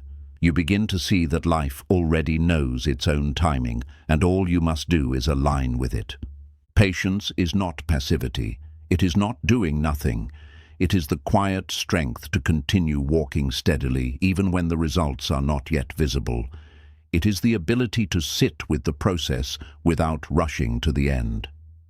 In Buddhism, this quality is sometimes described as endurance or forbearance, a calm steadiness that allows you to remain present without being broken by delays or difficulties. Patience is the farmer planting seeds, knowing he must wait through the seasons before he sees the harvest. Patience is the sculptor who chisels stone little by little, trusting that the statue will emerge with time. Patience is the meditator sitting in silence, watching the restless mind, waiting gently for stillness to arise on its own. Patience is not weakness, it is the strongest form of faith. Impatience, on the other hand, is rooted in fear. When you are impatient, you are not truly afraid of time. You are afraid of being left behind. You are afraid that if you do not rush, you will miss your chance. You are afraid that if results do not arrive immediately, they will never arrive. Impatience is mistrust disguised as urgency. It is the mind that says, if I don't control this moment, life will fail me. But this is an illusion. Life has never failed you. Even when things did not arrive when you demanded, they arrived when they were meant to. Look back at your own journey. How many times did something you wanted come late, only for you to realize later that it came at the perfect time? How many times did you panic in waiting, only to see that the delay was actually protection or preparation? Impatience blinds you to this wisdom, but patience reveals it. To practice patience is to practice trust in impermanence. Everything changes, everything moves, everything unfolds when conditions are right. You cannot make fruit ripen before its season, no matter how much you force. You cannot rush the sunrise by shouting at the night sky. You cannot make a wound heal faster by scratching it open every day. Forcing time always leads to more suffering. But patience teaches you to honor the seasons of life. There is a season for planting, a season for waiting, a season for harvesting, and a season for resting. When you resist these seasons, you suffer. When you move with them, you live in harmony. Think of meditation again. When beginners sit down to meditate, they often become impatient. They say, "Why is my mind still noisy? Why am I not calm yet?" They force themselves to be peaceful, and in doing so, they become even more restless. But those who practice patience begin to see that peace comes slowly, like the tide. You cannot command it, but if you wait, it arrives. The same is true in every area of life. Healing, growth, love, success, wisdom, none of these can be forced. They must be allowed, nurtured, and given the time they need to ripen. Relationships, too, teach this truth. Impatience destroys love because it demands results before the heart is ready. It pushes the other person, suffocates them, and turns connection into control. Patience, however, allows love to grow naturally, giving space for both people to unfold in their own time. In friendships, in family bonds, in partnerships, patience is the soil in which trust grows. Without it, relationships wither. With it, they thrive. In your own personal growth, patience is the difference between exhaustion and transformation. Too many people demand immediate change. They want instant healing, instant enlightenment, instant mastery. They treat the soul like a machine that can be programmed overnight. But the soul is not a machine. It is a garden. It takes time for old patterns to dissolve, for new habits to root, for wounds to mend, for wisdom to deepen. Impatience pulls the plant out of the soil before it has bloomed. Patience waters it every day, trusting that beneath the surface, growth is already happening, even if it cannot yet be seen. Buddhism also teaches patience through the lens of compassion.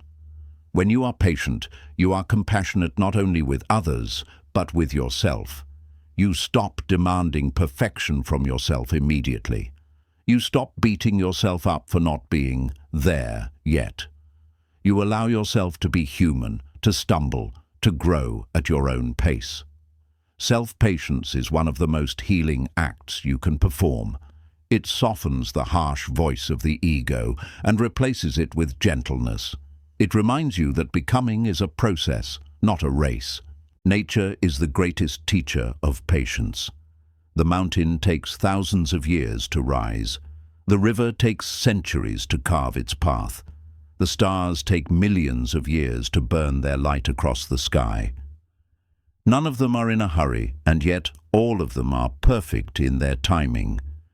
You are part of that same universe. Why then do you think your life must unfold overnight? Why do you think rushing will give you what patience cannot? When you align with nature's rhythm, you realize that patience is not delay, it is wisdom. There is a story of a monk who was asked by a student, "How long will it take for me to be enlightened if I meditate every day?" The monk replied, 10 years. The student, eager for faster results, said, "What if I meditate twice as hard, day and night, without stopping?" The monk smiled and said, "Then it will take 20 years. Why? Because forcing time creates resistance. The harder you grip, the further you push peace away. The more you demand speed, the longer it takes. Enlightenment, like all meaningful things, comes not from rushing but from allowing. When you practice patience, you begin to notice something remarkable. Peace is no longer at the finish line, it is present in the process. You stop postponing happiness until the results arrive. You begin to find joy in small steps, in small growth, in daily effort. The waiting itself becomes meaningful. The pause becomes sacred. This is why patience is not just a tool for reaching peace, it is peace itself. The act of waiting with openness, without fear, without forcing, is already freedom. So the next time you feel yourself becoming restless, remember this: time is not your enemy. Time is your teacher. Every delay has something to show you. Every season has its purpose. Every moment of waiting is shaping you in ways you may not yet see. Stop forcing time to bend to your will. Instead, allow time to reveal its will to you. This is the quiet power of patience. It is not loud, it is not dramatic, but it is transformative. It is the difference between exhaustion and ease, between clinging and freedom, between suffering and peace. Patience does not mean you stop walking. It means you walk without rushing. It means you take each step fully, without demanding to already be at the destination. It means you trust that where you are now is not a mistake, but a part of the journey. And when you live this way, something extraordinary happens. Life no longer feels like a race. It feels like a rhythm you can flow with, breathe with, and trust completely. This is why the Buddha often described patience as one of the greatest virtues, because patience is not just waiting, it is trusting. Trusting life, trusting the process, trusting that what is meant for you will come when it is ready. And when you finally embrace this truth, you discover that patience is not only powerful, it is liberating. It frees you from the burden of forcing, from the anxiety of rushing, from the suffering of resistance. It allows you to live here, now, with peace. And in that peace, you realize that everything you were chasing is already unfolding, quietly, gently, beautifully, in its own time. The gentle strength of acceptance, why embracing life as it is frees the soul. Among all the lessons in Buddhism, few are as transformative and liberating as the practice of acceptance.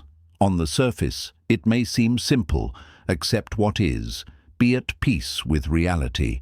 Yet in practice, it is one of the hardest things to live, because the human mind is restless and rarely satisfied.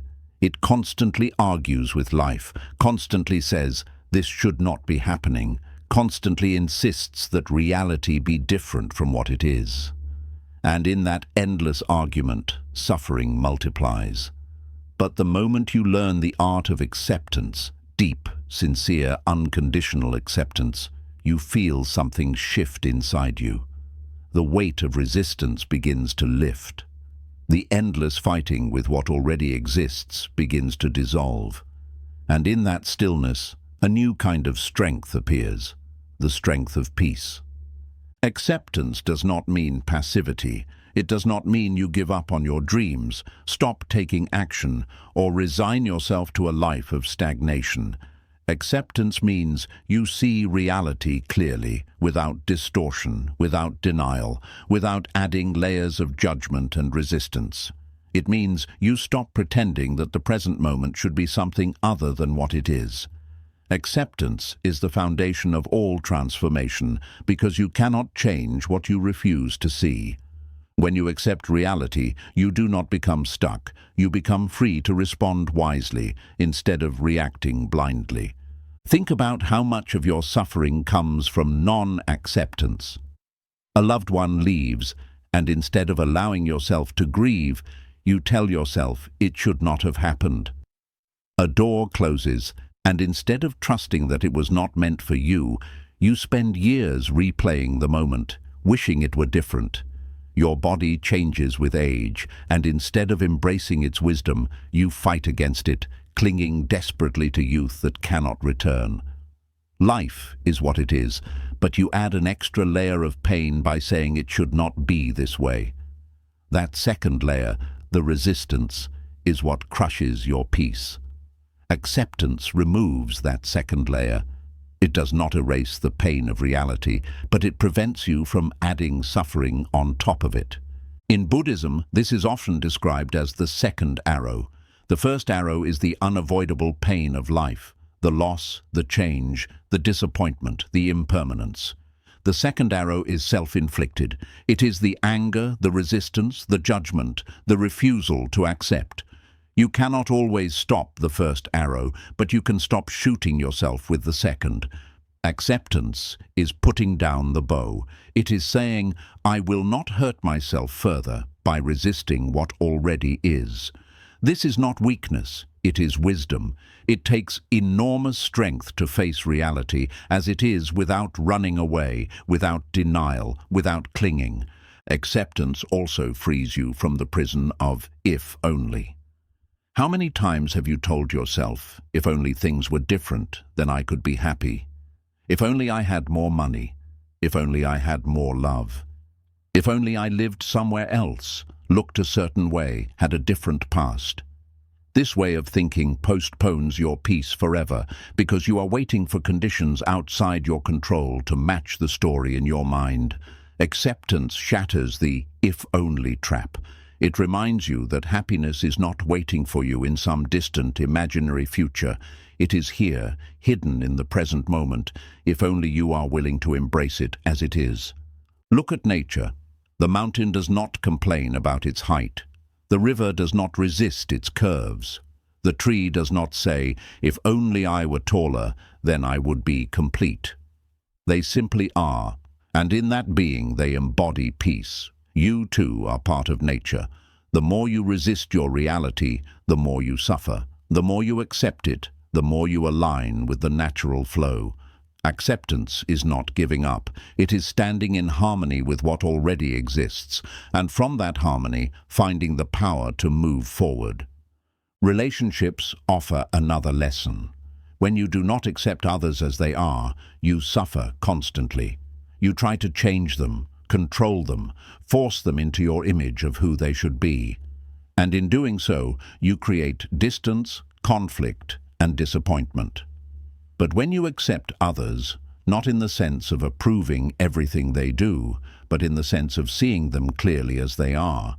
You open the door to real connection. You stop expecting them to fulfill your illusions, and you begin relating to their reality. Acceptance creates compassion because it allows you to see the humanity in others without judgment. Self-acceptance is equally essential and perhaps even harder. Many of us are at war with ourselves every day. We resist our past, wishing it were different. We resist our flaws, hating ourselves for being imperfect. We resist our feelings, judging ourselves for being angry, sad, or afraid. This internal war drains our energy and prevents growth. But when you practice self-acceptance, you turn that war into peace. You say, yes, I am imperfect. Yes, I have made mistakes. Yes, I feel pain. And that is okay. I can still love myself as I am while working to grow. Acceptance of self is not complacency. It is the soil in which healing begins. Think also about death, the greatest teacher of acceptance. All of life is impermanent. Everything we hold will eventually slip away. To resist this truth is to live in fear. To accept it is to live in freedom. When you accept death, not with despair but with clarity, you stop wasting time clinging to what cannot be held.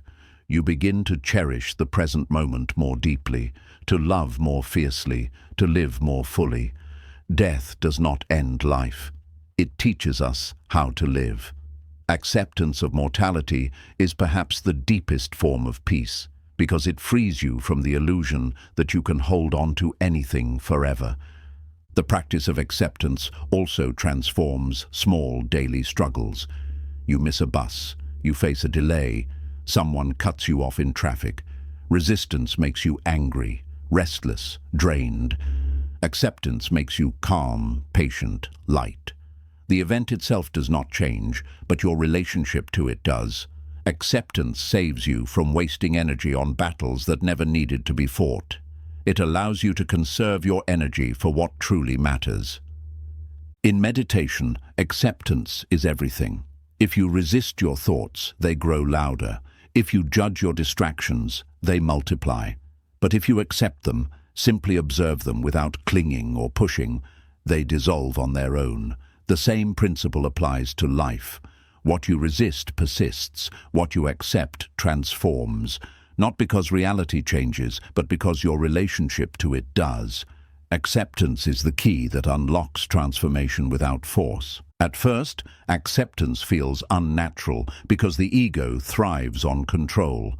It insists that happiness will only come when the world bends to its demands. But slowly, as you practice, you begin to see the truth. Happiness is not waiting for you in a perfect future. It is available here, now, in the simple act of embracing what is. Acceptance is not about liking everything. It is about being willing to see everything clearly without denial. It is about making peace with reality so you can act wisely within it.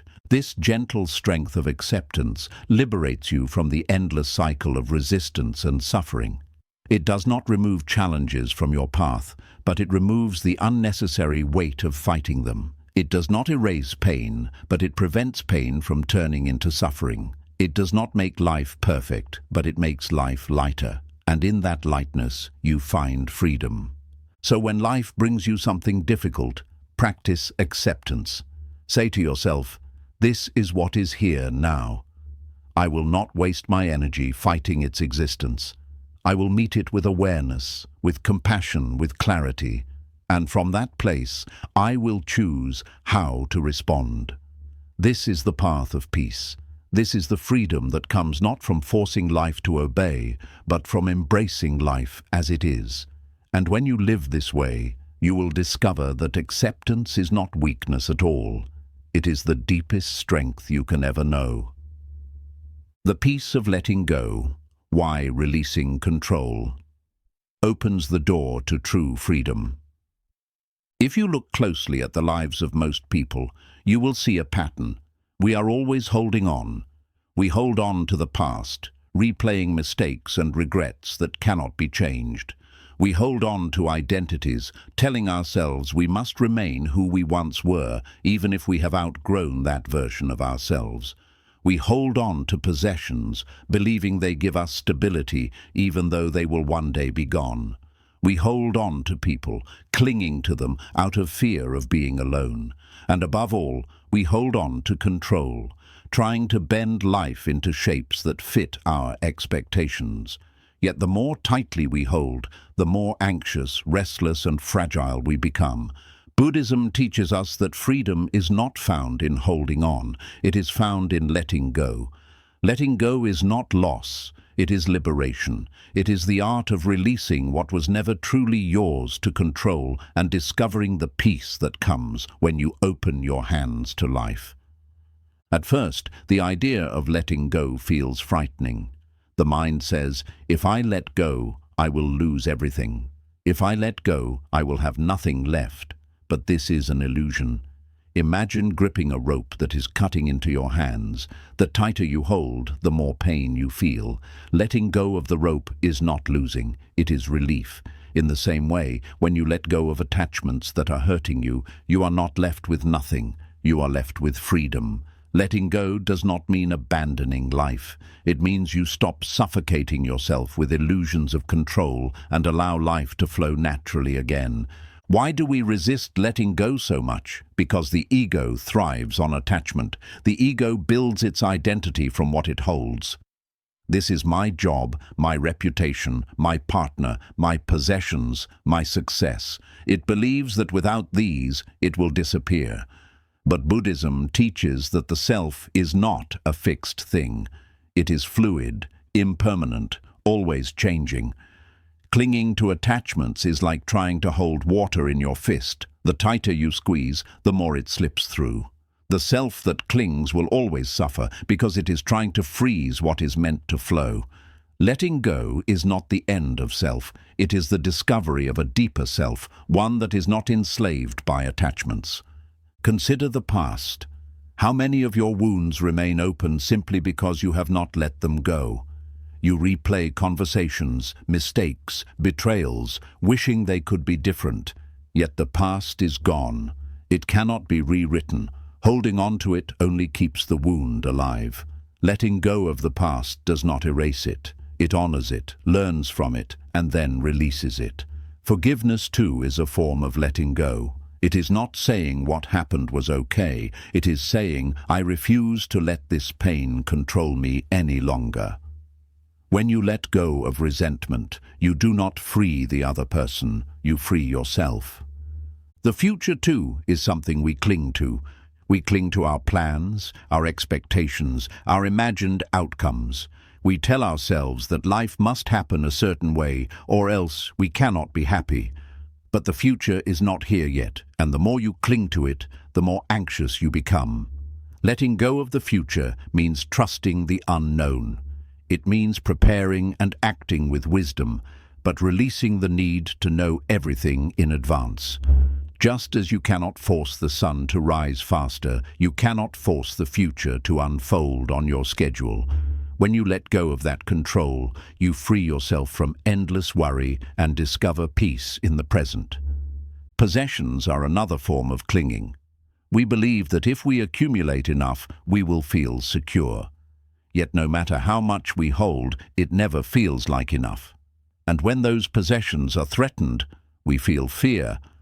Buddhism reminds us that nothing material can truly belong to us forever. Your wealth, your house, your clothes, even your body, all are temporary. Letting go does not mean rejecting them. It means enjoying them without clinging. It means using them wisely, but not making your peace depend on them. A person who owns little but clings tightly suffers more than a person who owns much but holds lightly. Peace is not in what you have, it is in how you hold it.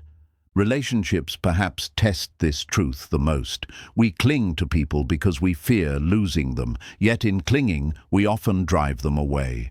True love is not possession, it is freedom. When you love with clinging, you suffocate. When you love with letting go, you allow. This does not mean abandoning the ones you love. It means holding them with open hands, allowing them to be who they are, trusting that if they are meant to stay, they will. Letting go in relationships is not indifference, it is compassion. It is the wisdom of knowing that you cannot control another person's path and the strength to love without chains. Even with our own identity, we cling. We tell ourselves, "This is who I am and I cannot change." But identity is not fixed. You are not the same person you were 10 years ago or even yesterday. When you cling to an old self, you block your own growth. Letting go of who you think you are allows you to become who you are meant to be. It opens space for transformation. This is why spiritual practice always involves shedding old habits, old beliefs, old illusions. You cannot awaken while clinging to the person you were. Awakening requires letting go of even the self-image you hold most tightly. In meditation, letting go becomes a daily practice.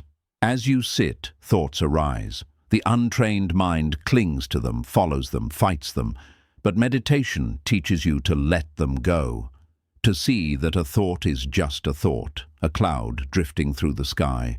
You do not need to hold on to it or push it away. You simply release it. The same practice applies to emotions. Anger arises, sadness arises, joy arises. Instead of clinging or resisting, you let them come and go. You discover that peace is not the absence of thoughts or feelings. It is the ability to let them flow without holding on. Letting go also brings profound courage. When you release control, you open yourself to the unknown. At first, this feels terrifying because the ego wants guarantees. But with practice, you discover that the unknown is not empty, it is full of possibility. By letting go of rigid plans, you make space for life to surprise you. By letting go of what is no longer serving you, you create room for what is waiting to arrive. This is why letting go creates miracles, not because you force them, but because you open enough space for them to appear. Many people ask, "How do I know what to let go of?" The answer is simple. Let go of whatever is causing you suffering. If holding on feels heavy, painful, draining, it is a sign. If your clinging is based on fear rather than love, it is a sign. If you are gripping so tightly that you cannot breathe, it is a sign. Letting go does not mean discarding everything. It means loosening the grip. It means holding lightly, with openness, with trust. There is a Zen story of a master who held up a cup and said, "This cup is already broken." His students were confused. The cup looked whole. The master explained, "I enjoy this cup. I drink from it. I care for it. But I know one day it will fall and break. To me, it is already broken. So I love it fully now, without fear of losing it." This is the essence of letting go. It is not despair, it is freedom. It allows you to love more deeply because you are not clinging in fear. You already know everything is impermanent, so you cherish it fully while it lasts. Letting go is perhaps the most powerful expression of trust. It is saying to life, "I trust you more than I trust my fear. I trust your flow more than I trust my control." This trust does not mean everything will be easy, but it means you will no longer break under the weight of clinging. You will bend like bamboo, flow like water, open like the sky, and in that openness, you will discover a peace deeper than anything holding on could give you. So remember this: peace is not found in controlling life, but in releasing it. Freedom is not found in holding tightly, but in letting go.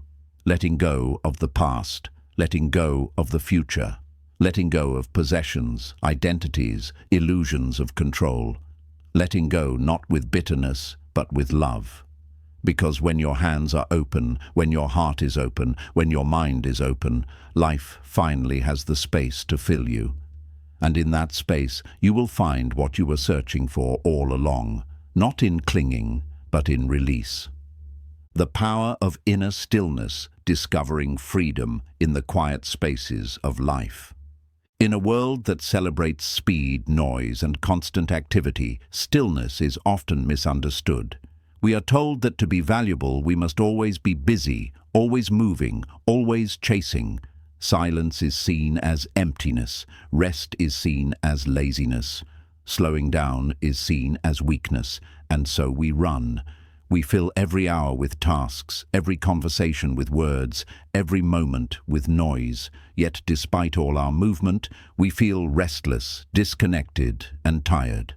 Buddhism reminds us of a profound truth that many have forgotten. Stillness is not the absence of life, it is the essence of it. True freedom is not found in endless activity, but in the quiet power of inner stillness. Stillness is not about withdrawing from the world or refusing to act. It is about finding the quiet center within yourself that does not move, no matter how loud or chaotic the world becomes. It is the place of clarity beneath the noise, the calm beneath the storm, the open sky behind the clouds.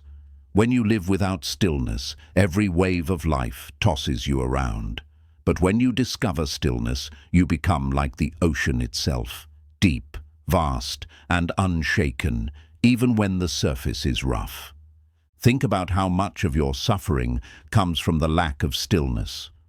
When something small happens, your restless mind exaggerates it, spinning endless stories, creating problems that do not exist. When someone says a word you dislike, the noise inside you amplifies it into an insult, a wound, a battle. When uncertainty arises, your restless mind fills it with fear, imagining every worst-case scenario. None of this is reality. It is the noise of a mind without stillness. The more restless you are inside, the more life feels unbearable. But when you cultivate stillness, you see things clearly. Problems shrink to their real size. Words lose their power to wound. Fear dissolves into presence. Buddhism teaches mindfulness and meditation as practices of stillness. When you sit in meditation, at first it feels uncomfortable. The mind races, thoughts scream, the body fidgets. You want to move, to speak, to distract yourself. But if you stay, if you breathe, if you allow the storm to pass, you begin to discover something beneath it. Silence. A silence that is not empty, but full of clarity, full of peace, full of awareness. This is the power of inner stillness. It does not need the world to be quiet. It creates its own quiet, no matter where you are. The greatest truths of life can only be seen in stillness. Imagine a pond. If the water is disturbed, you cannot see your reflection clearly. But when the water is still, everything becomes visible. The same is true with the mind. When it is restless, you cannot see reality as it is.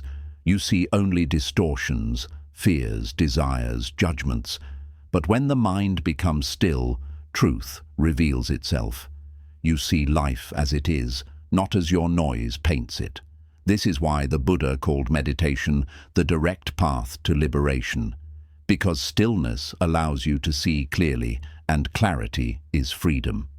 Think of your daily life. Most people fill silence with distraction. The moment they are alone, they reach for a phone, a screen, a conversation. They are afraid of stillness because in stillness they must face themselves, the thoughts they have avoided, the emotions they have buried, the truths they have denied. Yet running from stillness only prolongs suffering.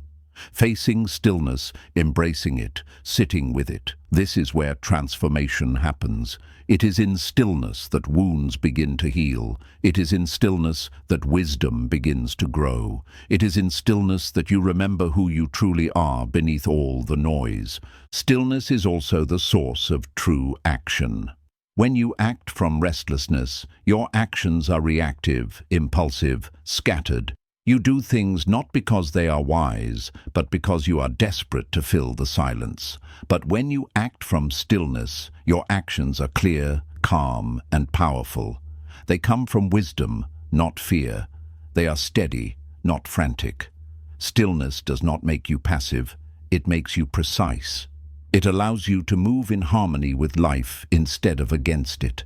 Consider nature. The mountain does not move, yet rivers flow from it. The sky does not chase, yet the sun and moon rise within it. The tree stands still, yet it nourishes countless lives with its presence. Nature shows us that stillness is not weakness. It is power. The most powerful forces in life are not frantic, they are still. And when you align yourself with that stillness, you tap into a strength greater than any noise could give you. Relationships also change when you discover inner stillness.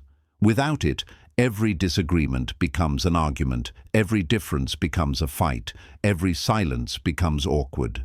But with stillness, you learn to listen. You hear not only the words, but the heart behind them. You no longer react to every emotion. You hold space for them. You stop demanding constant noise to feel connected, and you begin to value the quiet presence of simply being together. Stillness creates intimacy because it allows you to meet others beyond words, in the shared silence of presence.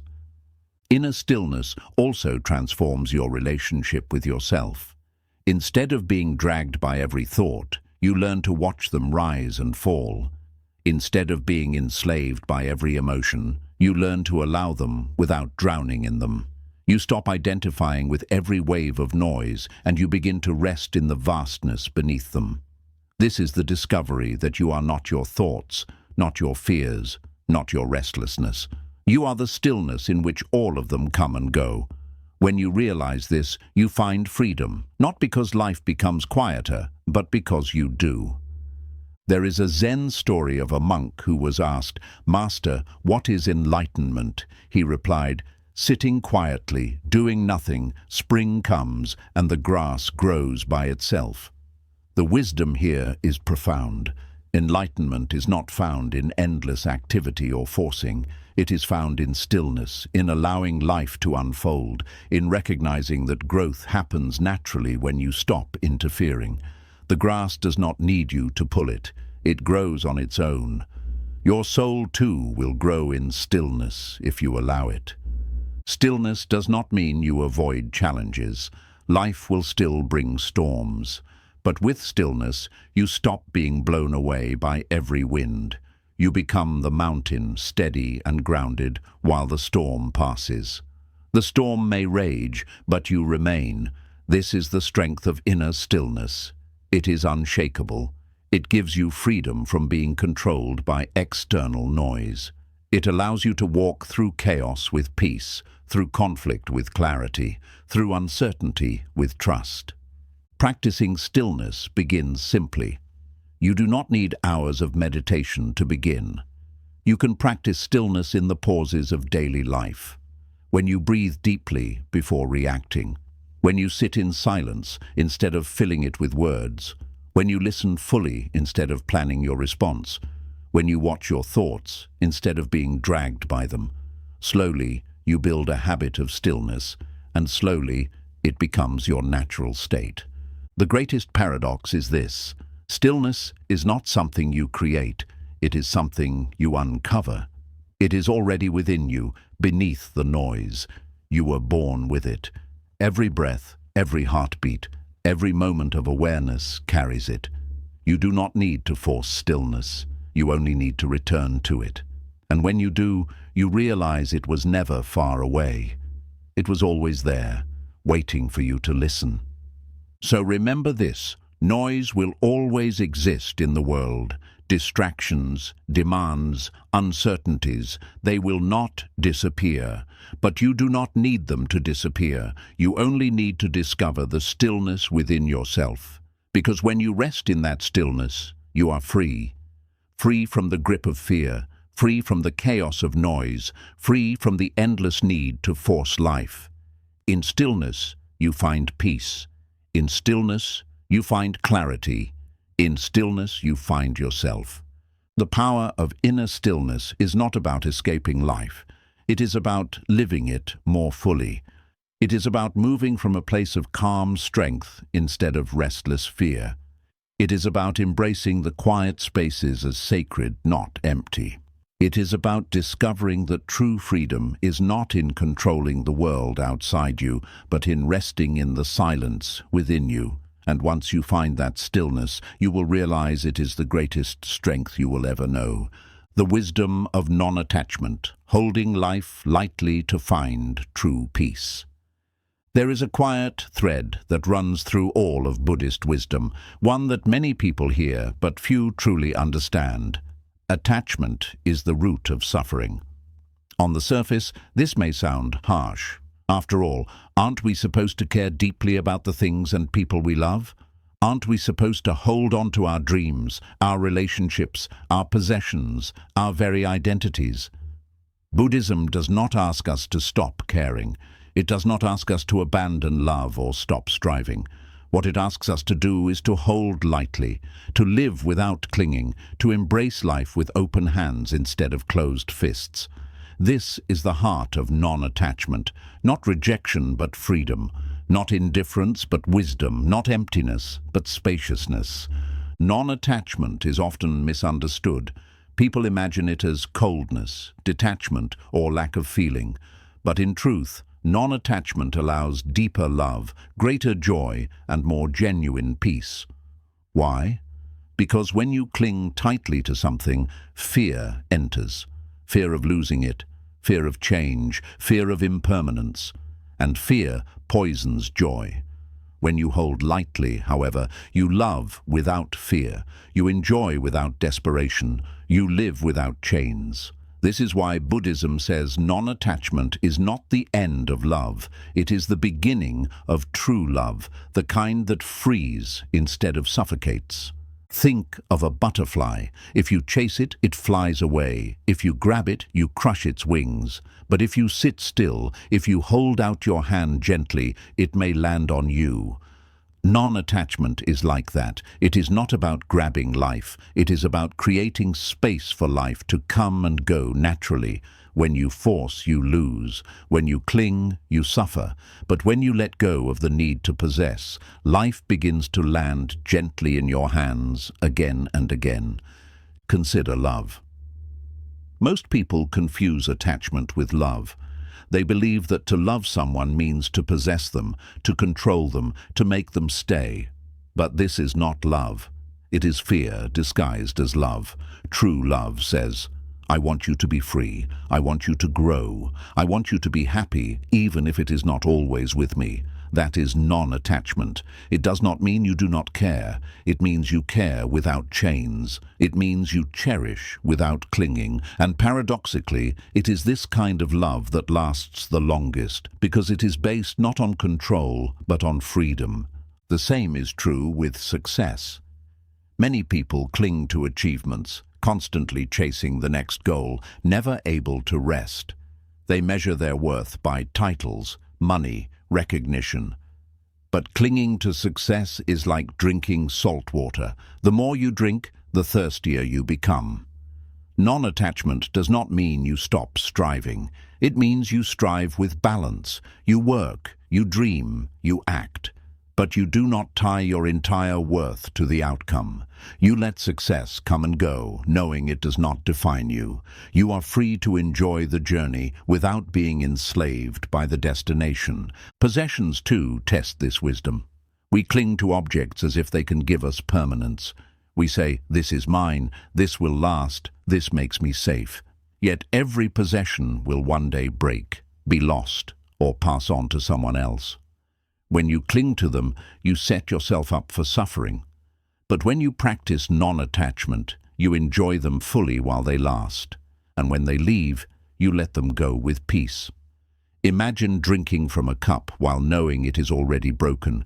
You care for it, you cherish it, but you do not cling in fear.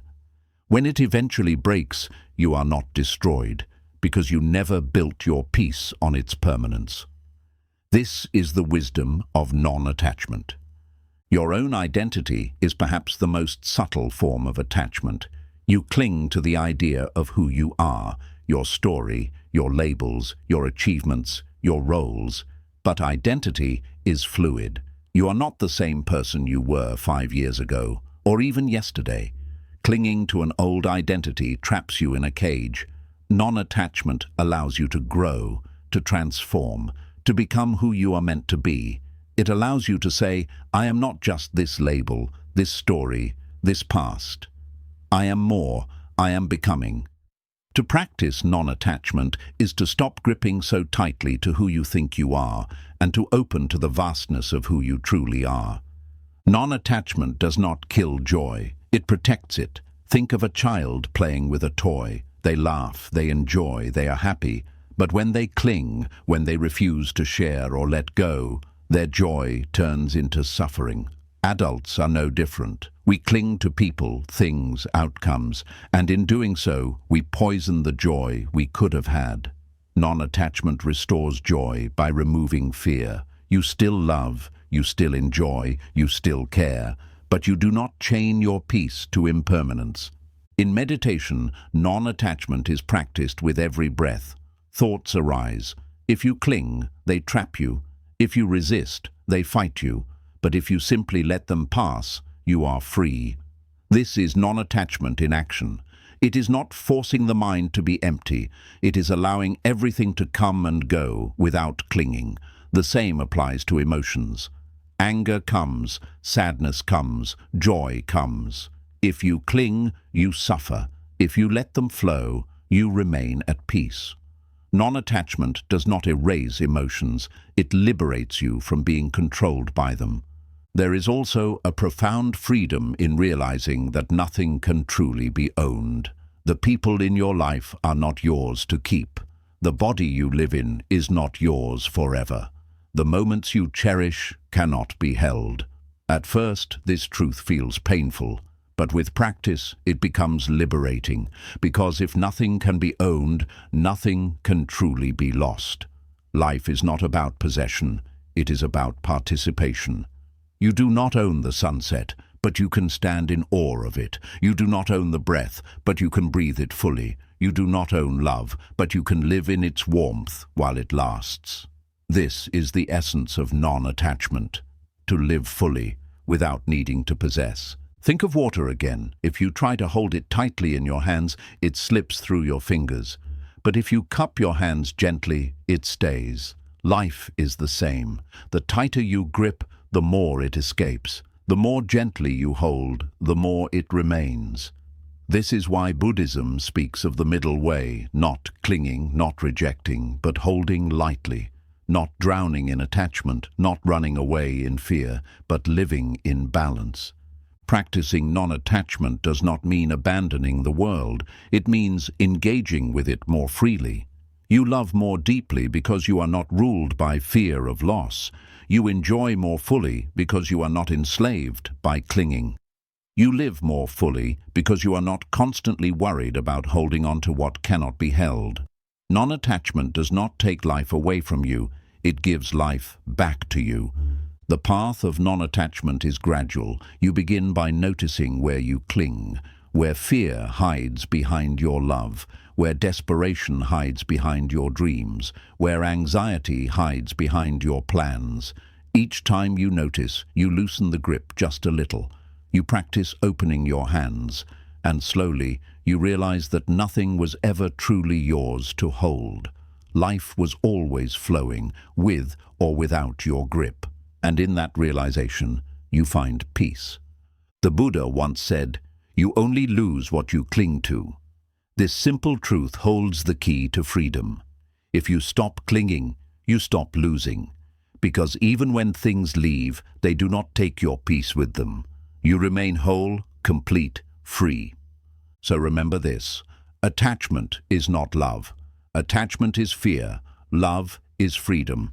Attachment is clinging. Peace is release. The wisdom of non-attachment is not about losing. It is about gaining freedom from the illusion that you ever needed to hold on so tightly. When you hold life lightly, you find that everything you need has been with you all along, not in possessions, not in control, not in clinging, but in the open space of freedom. And in that freedom, you discover the deepest peace you have ever known. The flow of impermanence. Why accepting change unlocks true peace. If there is one truth that runs through all of existence, it is impermanence. Everything you see, everything you love, everything you hold, even the very body you live in, none of it is fixed, none of it is forever. Seasons change, rivers shift their paths, mountains rise and erode, stars are born and die, and every breath you take arises and dissolves into the next. Yet the human heart resists this truth more than any other. We cling to what is passing. We try to freeze what must flow. We cry out when life changes, as if change itself were a mistake. But Buddhism teaches us that impermanence is not an enemy. It is the very reason life is beautiful. Without impermanence, there could be no growth, no renewal, no rebirth. When you embrace impermanence, you stop breaking under change and begin flowing with it. In that flow, you discover peace. Most suffering comes from resisting impermanence. You want relationships to last forever, but people change. You want health and youth to remain, but the body ages. You want success to stay fixed, but fortunes rise and fall. You want life itself to stand still, but every moment dissolves the instant it appears. The harder you fight these truths, the more you suffer. Resisting impermanence is like standing in a river and demanding the water stop moving. It will not stop. It cannot stop, and your shouting only exhausts you. But when you learn to float, when you let the current carry you, the river becomes a source of ease instead of struggle. This is the wisdom of impermanence. Impermanence also reveals the fragility of clinging. When you attach your entire happiness to something temporary, you guarantee future suffering. If your joy depends on youth, you will suffer with age.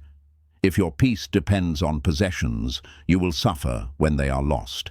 If your identity depends on roles or achievements, you will suffer when they change. This is why the Buddha taught that attachment is the root of suffering. It is not impermanence that hurts, it is our refusal to accept it. Impermanence itself is neutral, natural, inevitable. The pain comes only from our clinging. Think of the cherry blossom. Part of its beauty lies in its brevity. It blooms for a short season, then falls. If it lasted forever, would it move us as deeply? Its impermanence makes every petal precious. The same is true with life. Every smile, every breath, every moment is precious because it will not last. The truth of impermanence is not meant to depress you. It is meant to awaken you, to show you that life is happening now and now is fleeting, to show you that clinging wastes your time but presence transforms it. Death, the greatest teacher of impermanence, is feared only because we refuse to accept it. We pretend it will not come, or we avoid thinking about it. But death is not the opposite of life. It is part of life. Without death, there would be no urgency to love, no depth to beauty, no meaning to moments. The Buddha encouraged reflection on death not to create fear, but to free us from denial.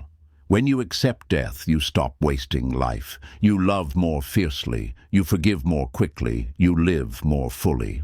Impermanence becomes not something to fear, but something to honor. Relationships, too, are shaped by impermanence. You may wish someone would stay forever, but people change, paths diverge, love evolves. Clinging to permanence suffocates love. But when you embrace impermanence, you love more deeply, because you know each moment is unique.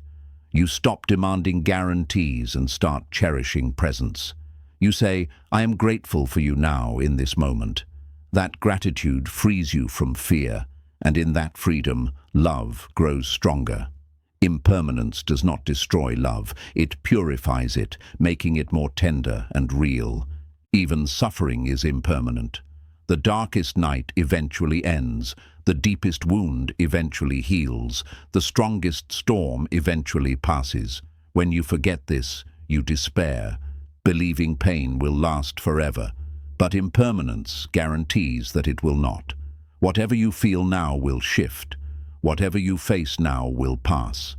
This truth brings hope, because it shows you that nothing is fixed, not even suffering. Change is always possible. Healing is always possible. Renewal is always possible. Meditation teaches impermanence through direct experience. As you sit, you notice the breath rise and fall. You notice thoughts arise and fade. You notice feelings swell and dissolve. With practice, you realize everything in your awareness is changing, flowing, moving. Nothing stays. And instead of clinging, you begin to watch with peace. You begin to say, here is a thought, and now it has gone. Here is a feeling, and now it has dissolved. Here is a breath, and now it has passed. This direct seeing of impermanence transforms your relationship with life. You stop panicking at change because you see it everywhere, every moment. Impermanence stops being a threat and becomes a teacher. Impermanence also reveals the futility of forcing. You cannot force a flower to bloom before its season. You cannot force the tide to turn. You cannot force people to remain the same. Forcing is born of denial of impermanence. Allowing is born of wisdom. When you allow impermanence, you act wisely within change instead of fighting it.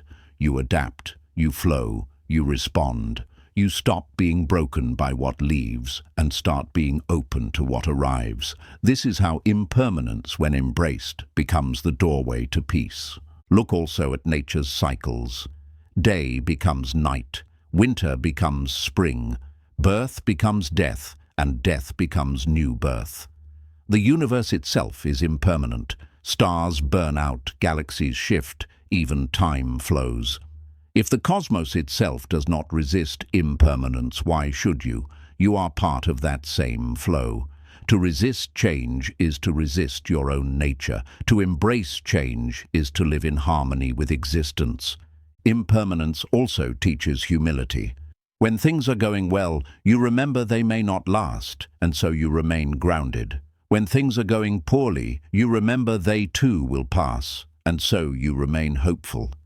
Impermanence keeps you balanced, free from arrogance in joy and despair in sorrow. It teaches you to walk the middle path, steady in all seasons. The greatest gift of impermanence is freedom. Because if nothing is fixed, then you are not fixed either. You are not trapped in your past. You are not bound by your mistakes. You are not forever defined by who you were yesterday. You are always becoming, always changing, always free to grow. This is why the Buddha said, "Everything changes, nothing remains without change." It is not a curse, it is a blessing. It means you are free. So how do you live this truth? You begin by noticing change in small things. Notice the breath rising and falling. Notice the light shifting through the day. Notice your emotions coming and going. Each time you notice impermanence, soften into it. Let go of the need for things to last. Let go of the illusion of permanence. Say to yourself, this too will pass, and that is okay. Slowly, your fear of change dissolves. Slowly, your clinging loosens. Slowly, you begin to live in flow. To accept impermanence is not to give up on life. It is to embrace it more fully. It is to love more deeply because you know love is precious. It is to live more present because you know moments are fleeting. It is to suffer less because you know pain is temporary. It is to fear less because you know loss is natural. Impermanence is not the enemy of peace. It is its foundation, because only when you accept change can you rest in what is. Only when you stop fighting the flow can you discover the peace of the river itself. So remember this, everything you see is changing, everything you hold is temporary. But this is not a reason for despair. It is the reason life is sacred. Without impermanence, there would be no beauty, no meaning, no freedom. With impermanence, everything is alive. When you embrace this truth, you stop clinging, you stop resisting, you stop fearing, you flow, you breathe, you live. And in that flow, you discover the deepest peace. Freedom in the present moment. Why living now ends the endless struggle. If you look deeply at your life, you will see that most of your pain is not created by this very moment, but by your mind leaving this moment. You suffer because you are dragging the weight of the past behind you or projecting the shadows of the future in front of you. You replay regrets, mistakes, betrayals that no longer exist, and you suffer again and again for events that are long gone. You worry about what may come, fearing possibilities that may never arrive, and you suffer in advance for things that are not here. Yet when you pause, breathe, and simply rest in this very moment, just now, just here, you often realize there is no suffering at all. There may be challenges, there may be sensations, there may be tasks to do, but the unbearable heaviness disappears. This is the secret that Buddhism has taught for centuries. Freedom is always found in the present moment. The past is gone. It cannot be held, no matter how tightly you cling. The future is unborn. It cannot be controlled, no matter how much you plan. The only place life ever truly happens is the present. Yet this is the place we spend the least time. We are like guests at a feast, ignoring the food in front of us while endlessly complaining about the dishes we had yesterday and anxiously guessing what dishes will arrive tomorrow. In doing so, we starve ourselves in the middle of abundance. The practice of presence is simply learning to eat what is here, to live what is here, to breathe what is here. The mind, however, resists the present. It wants drama, distraction, control. It insists that happiness is always somewhere else. When I get that promotion, then I'll be happy. When I fix that relationship, then I'll be at peace. When I achieve that goal, then I'll finally rest. But each time you arrive at those milestones, the mind moves the finish line. It never lets you rest, because its power lies in keeping you chained to past and future. The only way to break this cycle is to step out of time altogether and return to the eternal now. Mindfulness meditation is the direct training of this. When you sit and watch the breath, your mind will wander to the past or the future, but you gently bring it back again and again to the simple act of breathing. In doing so, you discover something profound. This moment is always enough. The breath is enough. Awareness is enough. Life as it is enough. You don't need to solve the entire past or guarantee the future to feel peace. You only need to return to now. Why is the present moment so freeing? Because it is the only place without resistance. In the past, you resist what already happened. In the future, you resist what might happen. But in the present, there is nothing to resist. The present simply is. When you rest in it, you stop fighting. You stop clinging. You stop struggling. You breathe. You flow. You become free. Think of a river. The present is like the water flowing right under your feet. The past is the water already downstream. It will never return. The future is the water upstream. It has not yet arrived. You cannot drink from either. You can only drink from the water in front of you now. To live anywhere else is to thirst while standing in the river. Many people confuse living in the present with ignoring responsibilities. They think, if I stop worrying about the future, I will be careless. If I stop replaying the past, I will not learn. But presence does not mean neglect. It means bringing your full awareness to what is here so you can respond wisely. When you work in presence, your work is more focused and skillful. When you learn in presence, your lessons from the past are clear without being poisoned by regret. When you plan in presence, your vision for the future is grounded in reality, not in fear. Presence makes you more effective, not less.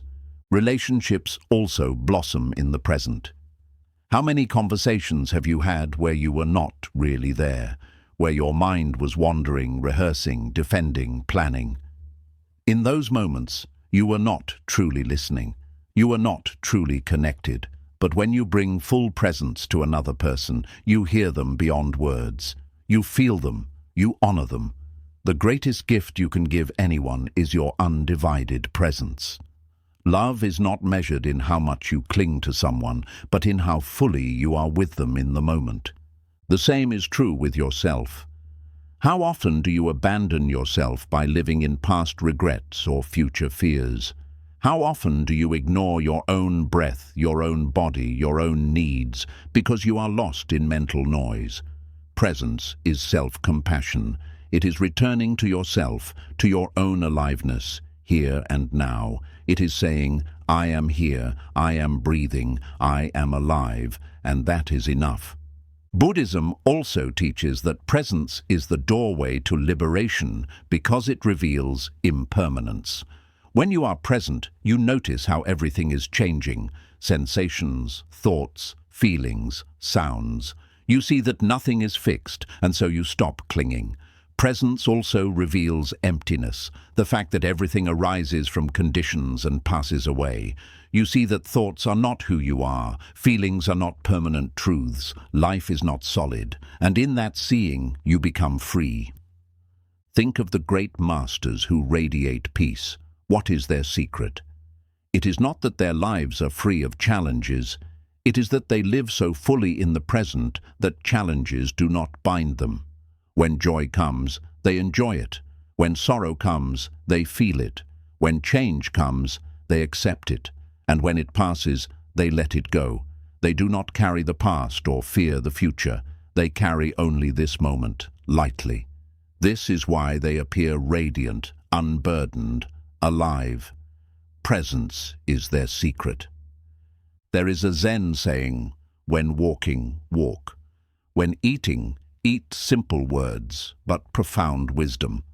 Most people do not walk when walking, they walk while worrying. They do not eat when eating, they eat while scrolling through distractions. Their bodies are in the present, but their minds are far away. This split creates restlessness, dissatisfaction, emptiness. But when you return fully, when walking, just walk. When eating, just eat. You rediscover the richness of life. Every step becomes sacred, every bite becomes precious. Presence transforms the ordinary into the extraordinary.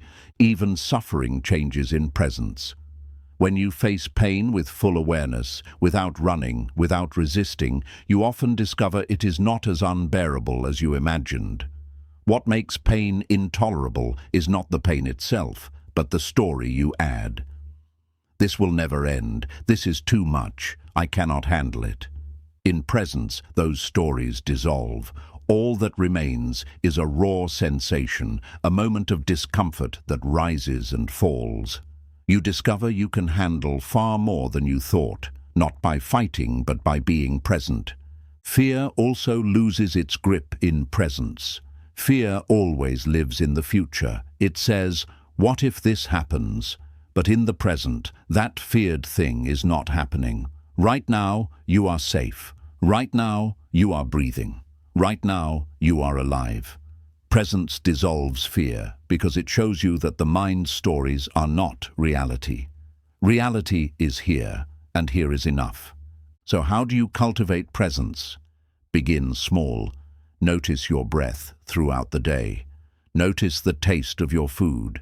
Notice the sound of the wind, the warmth of the sun, the feeling of your feet touching the ground. Each time your mind drifts, gently bring it back, not with force, but with kindness. Presence is not something to achieve. It is something to return to, again and again. Slowly, it becomes your natural state. The more you live in presence, the more you discover a freedom that cannot be shaken. You stop being a prisoner of your past. You stop being enslaved by your fears of the future. You live lightly, fully, awake. This is the essence of Buddhist teaching, not escape, not withdrawal, but presence. To be here, to be alive, to be free. So remember this. Life is always now. Not yesterday, not tomorrow, not someday, now. And the more you return to this now, the more you discover that peace was never far away. It was always here, waiting for you in the quiet depth of the present moment. The strength of surrender. why trusting life frees you from endless struggle. If there is one habit that exhausts the human heart more than any other, it is the constant need to control. We plan, we push, we cling, we resist. We spend so much of our energy trying to force life into the exact shape we want. And yet, no matter how tightly we grip, life slips through our fingers. Doors close, seasons change, people leave, circumstances shift. The more we force, the more restless and frustrated we become. Buddhism teaches us a profound truth. Peace does not come from controlling life. Peace comes from surrendering to it. Surrender is not weakness. It is not giving up. It is not laziness. Surrender is strength. It is the strength to trust life more than you trust your fear. It is the courage to release the illusion of control and allow the current of existence to carry you. The mind resists surrender because it believes control equals safety. If I can control everything, I will be secure. If I can force the outcome, I will be happy. But look at your life honestly. How often have things gone exactly according to your plans? And how often did the best things arrive unexpectedly without your control? Surrender is not about abandoning action. It is about doing your part with clarity and then letting go of the desperate need to control the rest. It is about planting seeds, watering them, and then trusting the soil, the rain, and the sun to do their work. Forcing the seed will not make it bloom faster. It will only kill it. Surrender is the wisdom of knowing the difference between what is yours to do and what belongs to life itself.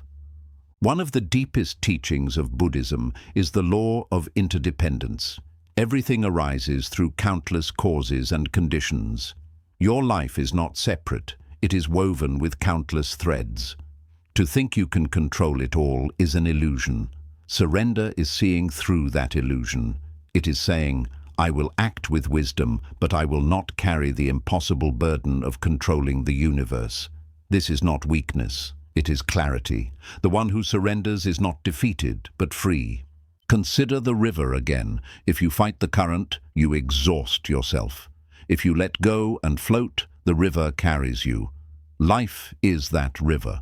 The current is not against you, it is carrying you exactly where you need to go. Surrender is not sinking, it is learning to float. It is trusting that the current knows the way even when you cannot see it. Surrender also heals the endless struggle of the ego. The ego wants guarantees. It wants to know exactly how life will unfold. It wants control over people, over time, over outcomes. But this craving is endless because certainty can never be found in a changing world. Surrender is the act of humbling the ego. It is admitting, I do not need to know everything. I do not need to control everything. I can trust. This humility is not weakness. It is wisdom. It allows you to release the heavy burden of control and rest in peace. Think of times in your life when you surrendered, when you finally let go after exhausting yourself with forcing. Perhaps you released a relationship that was no longer alive, and suddenly space opened for healing and new connections. Perhaps you stopped obsessing over a plan, and an opportunity arrived you could not have imagined. Perhaps you let go of anger or resentment, and your heart felt lighter. These are not coincidences. They are the natural gifts of surrender. Life often waits for us to release before it can bless us. Our clinging blocks the flow, but our surrender opens it. There is a Buddhist story of a man hanging onto a branch, terrified of falling. He grips it so tightly that his arms ache, his body trembles, his mind panics. He believes letting go means death. But when his strength finally gives out and he releases the branch, he discovers the ground was only a few feet below. He was never in danger. His suffering came only from clinging. We live the same way, gripping illusions of control, fearing surrender, not realizing that letting go is often the only way to find solid ground. Surrender does not mean you stop caring. It does not mean you abandon your dreams. It means you stop poisoning your dreams with desperation. You still plant, you still nurture, you still walk your path. But you do so with open hands instead of clenched fists. You stop demanding life obey you, and you start dancing with it instead. This is the strength of surrender. It turns life from a battlefield into a partnership. The Buddha himself taught this when he spoke of craving and clinging. He explained that the root of suffering is not life itself, but the mind's refusal to let go. Surrender is the medicine. When you stop clinging, you stop suffering. When you surrender, you begin to live in harmony with reality instead of in constant resistance to it. Relationships also transform when you practice surrender. Many people suffer in love because they cling and control. They try to force the other person to be who they want, to stay forever, to never change. But this suffocates love. True love requires surrender. It requires allowing the other person to be free, to grow, to come and go as they need. Surrender does not weaken love, it purifies it. It makes it more compassionate, more spacious, more real. Love rooted in control is fragile. Love rooted in surrender is unshakable because it is based on freedom, not fear. Even with your own emotions, surrender is transformative. Instead of fighting sadness, you allow it. Instead of resisting anger, you observe it. Instead of clinging to joy, you let it flow. When you surrender to emotions, they move through you and dissolve. When you resist them, they linger and grow stronger. This is why meditation emphasizes surrender. You do not fight thoughts or feelings. You watch, you allow, you let go.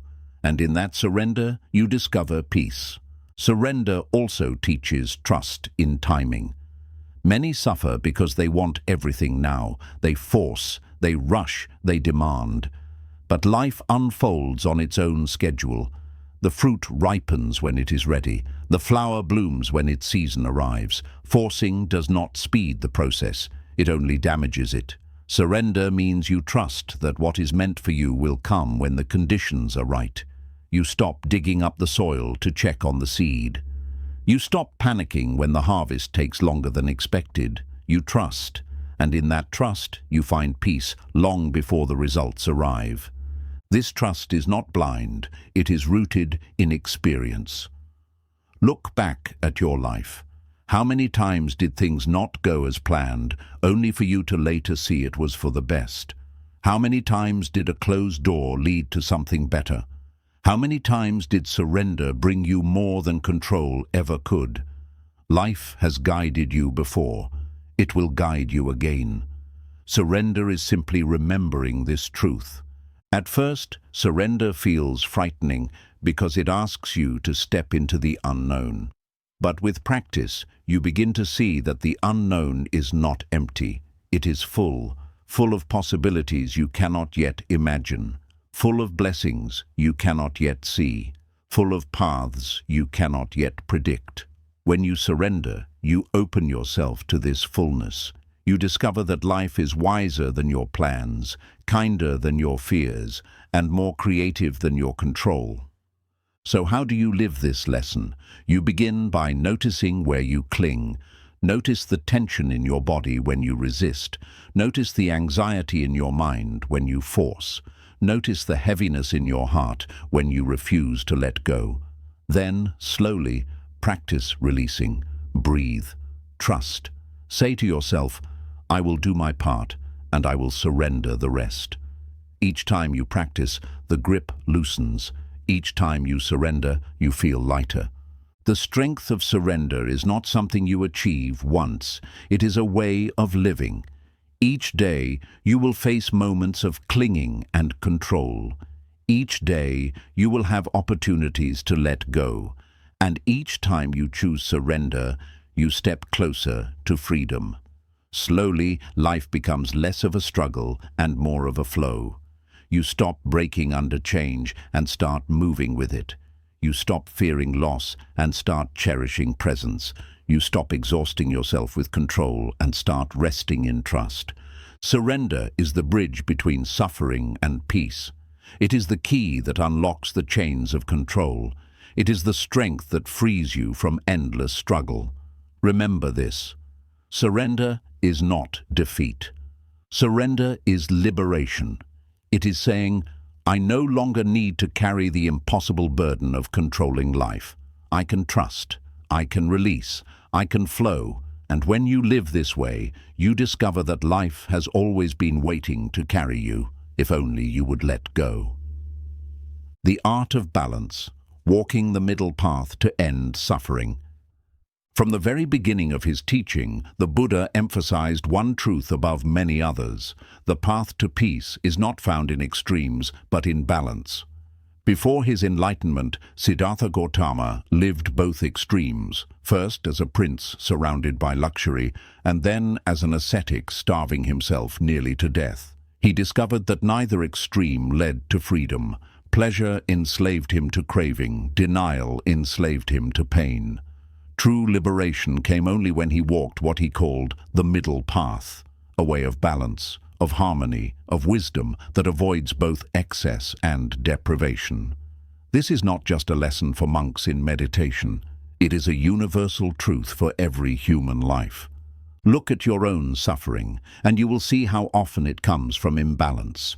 You eat too much or too little. You work endlessly or avoid responsibility completely. You drown in indulgence or you punish yourself with denial. The human mind loves extremes because they give a false sense of control. To throw yourself fully into pleasure feels like power. To throw yourself fully into sacrifice feels like righteousness. But both lead to suffering because both are out of harmony with the nature of life. The middle path is not about mediocrity. It is about wisdom. It is about knowing when enough is enough. It is about holding balance between effort and ease, desire and discipline, action and stillness.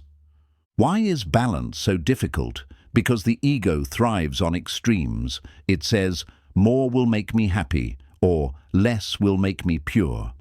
It lives in the illusion that one extreme or the other will finally bring peace. But peace does not exist in the realm of extremes. It exists in balance. Think of a lute string. If the string is too tight, it snaps. If it is too loose, it makes no sound. Only when the string is tuned in balance does it create music. Your life is the same. Too much indulgence breaks you. Too much denial silences you. Balance allows you to create harmony. The middle path also applies to the way we deal with emotions. Some people drown in their emotions, letting them control every action. Others deny them completely, burying their feelings under masks of strength or indifference. Both paths lead to suffering. The middle path says, feel your emotions fully, but do not cling to them. Let them flow through you without drowning or denial. To acknowledge your anger without feeding it. To notice your sadness without being consumed by it. To enjoy your joy without clinging to it. This is emotional balance. It is not numbness. It is wisdom. The same is true with thoughts. Some people chase every thought, becoming enslaved to mental noise. Others try to crush thoughts, forcing silence through resistance. Both create suffering. The middle path is to observe thoughts without clinging or resisting, to let them rise and fall like clouds passing through the sky. This is why meditation emphasizes awareness without judgment. You do not force the mind to be silent, nor do you follow every distraction. You remain in balance, watching with clarity. Relationships also require balance. Too much attachment suffocates love. Too much detachment freezes it. Balance means loving fully while allowing freedom. It means caring deeply without clinging, listening without losing yourself, giving without emptying yourself. This balance is not easy, but it is the only way love can flourish without becoming a chain. True compassion lives in balance, neither indulgence nor indifference, but steady kindness that flows without fear. The Buddha also taught balance in effort. Some people exhaust themselves with striving, believing they must achieve enlightenment or success through force. Others collapse into laziness, refusing to take any step at all. Both extremes miss the path. The middle way says, walk steadily with discipline, but also with kindness. Work diligently, but do not burn yourself out. Rest when needed, but do not fall into idleness. Balance in effort creates consistency, and consistency transforms lives. Even with desire, balance is the key. Buddhism does not say desire itself is evil. Desire to grow, to love, to create can be wholesome, but craving, endless, obsessive clinging creates suffering. The middle path says, cultivate healthy desire without being enslaved by it. Work toward your dreams, but do not tie your peace to their outcome. Enjoy pleasure, but do not drown in it. Avoidance of all desire is imbalance. Indulgence in all desire is imbalance. Balance is the art of enjoying without clinging, striving without desperation. Think also of nature. The day is balanced by night. The tides are balanced by their ebb and flow. The body is balanced by inhalation and exhalation. Everywhere in the universe, balance sustains life. Imbalance leads to collapse. When you live in harmony with this natural law, you thrive. When you fight it, you suffer. Why then do we avoid balance? Because balance requires awareness. Extremes are easier. It is easier to indulge endlessly than to practice moderation. It is easier to deny everything than to hold the tension of living in between. Balance asks for mindfulness, for steady attention, for wisdom. It asks you to live consciously, moment by moment, instead of running to extremes for comfort. But in that conscious living, peace grows. The middle path is also the antidote to the modern obsession with all or nothing. We are told, work endlessly or you are lazy, succeed wildly or you are worthless, give everything or you are selfish. These extremes trap us in cycles of burnout and shame. The middle path says, there is another way. You can work and rest, you can give and receive, you can strive and be content. Life is not all or nothing, it is balance. One of the greatest gifts of balance is resilience. Extremes break easily. Someone who clings to pleasure suffers deeply when it disappears. Someone who clings to denial collapses when their discipline fails. But someone who walks in balance is steady. They bend without breaking, flow without drowning, adapt without losing themselves. Balance gives strength because it is rooted in flexibility, not rigidity. So how do you live the middle path? You begin with awareness.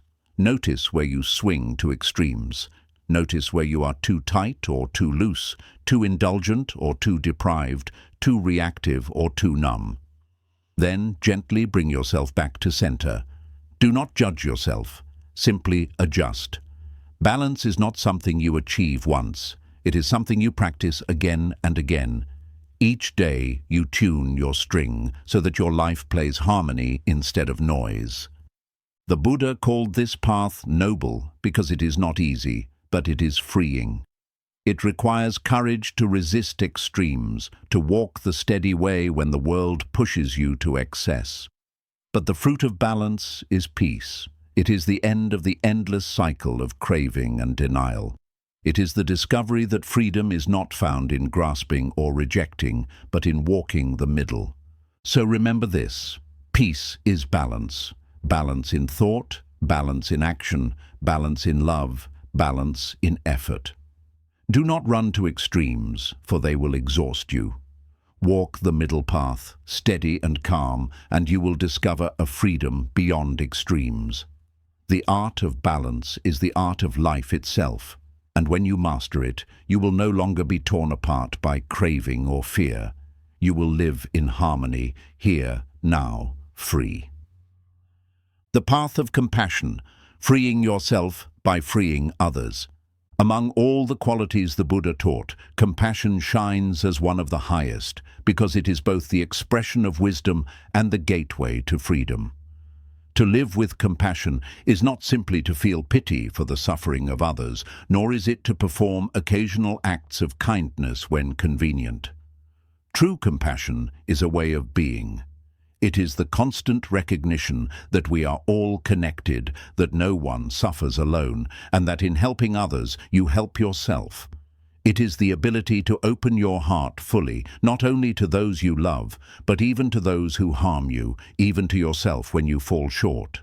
This is why compassion is described as boundless. It is not limited by judgment or preference. It flows like water, touching everything in its path. The human mind often resists compassion. It says, "Why should I care for others when I have my own problems? Why should I forgive when I have been wronged? Why should I give when others may take advantage?" These are natural questions. But Buddhism teaches that compassion is not about sacrifice. It is about freedom.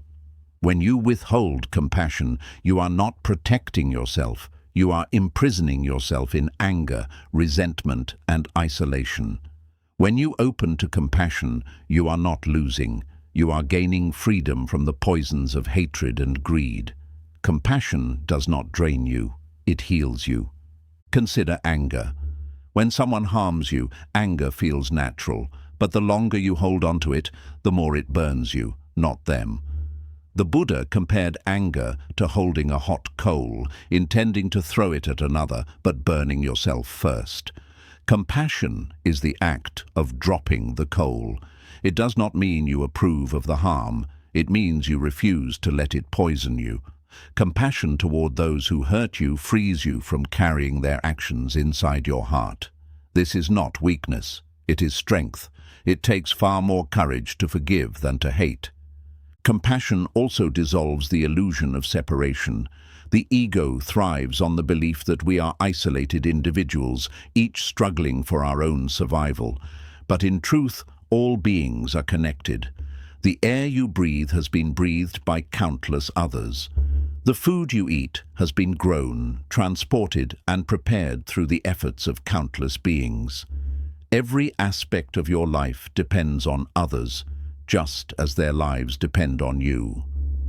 When you awaken to this interdependence, compassion arises naturally. You see that harming another is harming yourself, and helping another is helping yourself. The practice of compassion begins with awareness. When you see someone suffering, notice your instinctive reaction. Do you turn away? Do you judge them? Or do you open your heart and ask, "How can I help?" Compassion does not always mean solving the problem.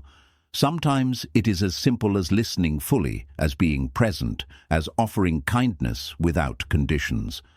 Compassion is not measured in size, but in sincerity. A small act of true compassion can change a life, but compassion must also include yourself. Many people are kind to others but harsh to themselves. They forgive others but condemn themselves. They speak gently to friends but cruelly to their own hearts. This imbalance creates suffering because compassion without self-compassion is incomplete. To truly walk the path of compassion, you must extend the same kindness to yourself that you would to a loved one. When you make mistakes, forgive. When you suffer, comfort yourself. When you are tired, allow rest. Compassion for yourself is not selfish. It is the foundation that allows you to sustain compassion for others. Meditation offers a direct practice for this, loving kindness or metta-meditation. In this practice, you repeat phrases of goodwill, first for yourself, then for others, then for all beings. May I be happy. May I be healthy. May I be free. May all beings be happy. May all beings be healthy. May all beings be free. At first, it may feel mechanical, but over time your heart softens. You begin to feel warmth not only for yourself, but for strangers, for enemies, for the entire world. This is the power of compassion. It expands the heart until it includes everything. Compassion also transforms relationships. When you interact with others without compassion, every conflict becomes a battle of egos. But when you bring compassion, you see beyond the surface. You recognize that their anger is rooted in pain, that their cruelty is rooted in ignorance, that their fear is rooted in suffering. This does not excuse their actions, but it allows you to respond with understanding instead of retaliation.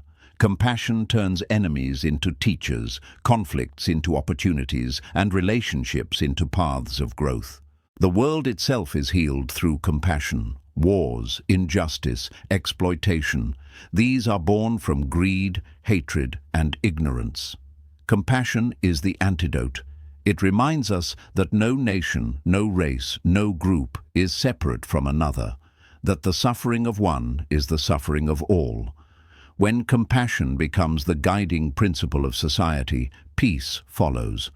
The Buddha once said that if a person truly practiced compassion for even one day, they would bring more benefit to the world than 100 years of rituals without compassion. This is the measure of its power. But compassion is not always easy. It is easy to be compassionate when others are kind. But what about when they are cruel? It is easy to love when others love you, but what about when they reject you? True compassion is tested in difficulty. This is why it must be cultivated, practiced, strengthened like a muscle. Each time you choose compassion over resentment, you grow stronger. Each time you forgive, you free yourself. Each time you open your heart when it wants to close, you move closer to liberation. Compassion also protects you from despair. The suffering of the world can feel overwhelming. Wars, poverty, cruelty, destruction. It can crush your spirit if you face it without compassion. But compassion transforms despair into action. It gives you the courage to do what you can, where you are, without drowning in hopelessness. You cannot solve all suffering, but you can relieve some. And in doing so, you discover that your life has meaning, not in grand achievements, but in small acts of kindness that ripple outward. Think of a candle. When it lights another candle, it does not lose its flame, it doubles it. Compassion works the same way. The more you give, the more you have. The more you share, the brighter the world becomes. Compassion does not deplete you, it expands you. And in that expansion, you discover joy far deeper than selfish pleasure. Ultimately, compassion frees you because it dissolves the illusion of a separate self. When you see yourself in others, when you feel their suffering as your own, when you act to relieve it, you transcend the prison of ego. You become vast, limitless, boundless. The Buddha called this boundless compassion, a state where the heart embraces all beings without limit. In this boundlessness, you are no longer trapped in the narrow cage of me and mine. You are free. So remember this. Compassion is not just kindness, it is liberation. It is not weakness, it is strength. It is not loss, it is gain. Each time you choose compassion, you drop the heavy burden of anger and fear. Each time you choose compassion, you step closer to peace.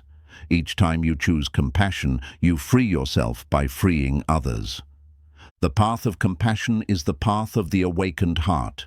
Walk it, and you will discover a freedom far deeper than control, far greater than pleasure, far stronger than fear. Walk it, and you will discover that in giving, you receive. In forgiving, you are healed. In opening your heart, you finally find the peace you have been seeking all along. The joy of simplicity, why living with less, brings true freedom.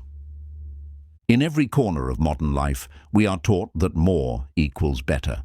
More possessions, more achievements, more recognition, more noise. We chase after fullness as if peace were something to be purchased or accumulated. Yet the more we add, the heavier life becomes. Our homes are cluttered, our schedules are overcrowded, our minds are restless, our hearts are suffocated by the endless pursuit of more. The Buddha offered a different path, one that seems radical in today's world. True joy is not found in adding, but in subtracting. Freedom is not in carrying more, but in carrying less. Happiness does not come from excess, but from simplicity.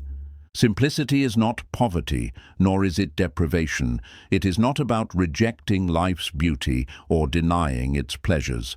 Simplicity is the art of living only with what matters, letting go of what does not.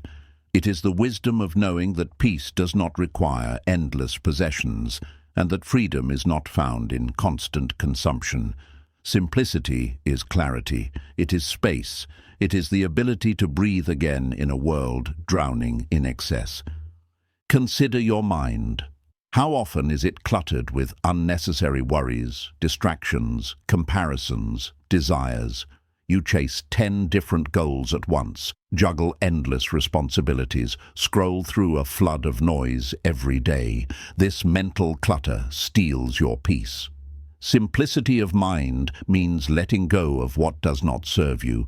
It means focusing on what is essential, what truly matters.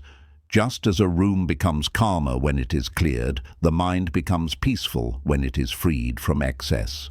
Simplicity is not emptiness, it is spaciousness, the space in which joy can breathe. The same is true with possessions. How much of what you own truly adds value to your life? How much simply fills space, demanding your attention, your energy, your worry? The more you own, the more you are owned. You spend your time maintaining, protecting, ensuring, organizing, worrying. Buddhism teaches that clinging to possessions creates suffering, not because possessions are evil, but because they cannot bring lasting peace. The joy of simplicity is in releasing what you do not need, so you can cherish what you do. A single meaningful object brings more joy than 1,000 meaningless ones. Simplicity also transforms relationships. Many conflicts arise because of ego, pride, competition, endless demands.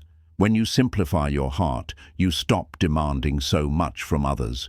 You love them as they are, without needing them to fulfill every desire. You speak more honestly, you listen more fully, you connect more deeply. Simplicity in love means removing the clutter of expectations and returning to the essence, presence, kindness, compassion. The most meaningful moments in relationships are often the simplest. Sharing a meal, sitting in silence, holding hands, laughing together. Love does not need extravagance to be real. In daily life, simplicity is a practice of mindfulness. When you eat, eat simply. When you walk, walk simply. When you rest, rest simply. You do not need constant distraction, constant multitasking, constant stimulation. One act, done fully, is enough.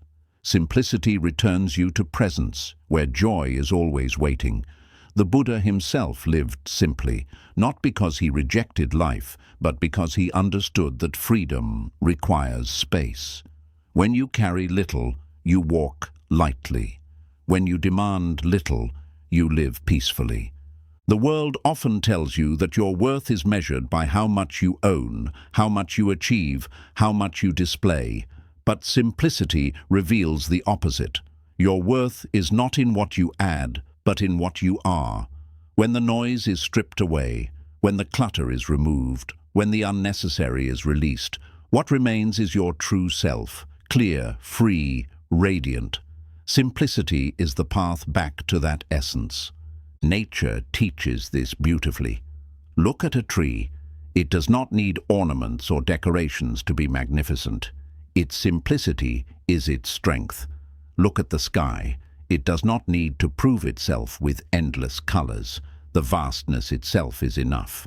Look at water. It is clear, simple, humble, and yet it sustains all life. Nature does not strive for excess, yet it thrives. Simplicity is not lack, it is fullness without clutter. Simplicity also reveals gratitude. When you stop chasing more, you begin to appreciate what is already here. You taste your food more deeply. You notice the beauty of a single flower, a single smile, a single breath. When life is cluttered, gratitude is buried. When life is simple, gratitude blooms, and gratitude itself is joy. The Buddha said that contentment is the greatest wealth. Simplicity is the soil in which contentment grows. Even suffering is lightened by simplicity. Much of our pain comes not from what happens, but from the layers we add on top, overthinking, overreacting, overcomplicating. Simplicity removes those layers. It allows you to face challenges directly, without extra weight. A simple heart meets life with clarity. This is what is happening. This is how I can respond. Simplicity does not erase suffering, but it prevents unnecessary suffering. In meditation, simplicity is everything. You sit, you breathe, you notice. Nothing fancy, nothing complex. Just this moment, just this breath. The mind resists simplicity at first, craving distraction. But as you surrender, you discover that simplicity is vast. The simplest breath contains infinite peace. The simplest silence contains infinite wisdom. The simplest presence contains infinite freedom. Meditation is the practice of rediscovering this truth. At first, living simply may feel uncomfortable because you are conditioned to equate excess with happiness. But with practice, you begin to see that less truly is more. Less distraction means more focus. Less clutter means more clarity. Less craving means more peace. Simplicity is not deprivation. It is liberation. It frees you from the chains of endless wanting, from the burden of excess, from the illusion that you are incomplete. In simplicity, you discover that you already have enough. You are already enough. The joy of simplicity is not about numbers, it is about essence. You may live in a grand house or a humble room. What matters is not how much you own, but how lightly you hold. You may have many responsibilities or very few. What matters is not how much you do, but how fully you do it. Simplicity is not uniform. It is unique to each person, but its fruit is always the same: peace, clarity, freedom. So remember this. Happiness is not waiting in the next possession, the next achievement, the next addition. It is here, hidden beneath the clutter, waiting to be uncovered. The more you let go, the more you see. The more you simplify, the more you live. The joy of simplicity is not in having less, it is in being free. Free to breathe, free to love, free to live without chains. Walk the path of simplicity, and you will discover a truth deeper than all the noise. Life itself, in its purest form, is already enough. The silence within, discovering power beyond words. If there is one thing the modern world fears the most, it is silence. We surround ourselves with constant noise, conversations, notifications, entertainment, endless distractions. The moment silence appears, we rush to fill it. We reach for our phones, turn on the television, start speaking even when there is nothing to say. Silence has become uncomfortable, almost unbearable. Yet Buddhism teaches that silence is not emptiness. It is power. It is not absence. It is presence. Silence is the gateway to clarity, to wisdom, to peace. It is within silence that you hear the truth of life, because silence is the language of reality itself. The mind fears silence because in silence all its distractions are stripped away. Without noise, you are left with yourself, your thoughts, your emotions, your truth. Many people avoid silence not because they dislike quiet, but because they fear what they will discover within it. They fear the unresolved wounds that rise to the surface. They fear the questions they cannot answer. They fear the emptiness that feels like a void. But the void is not empty, it is full. It is full of awareness, full of presence, full of the very life we keep running from. To sit in silence is to sit face to face with reality, and for many, that is the most courageous act of all. Buddhism has always placed silence at the heart of practice. The Buddha himself often taught more through his silence than through his words.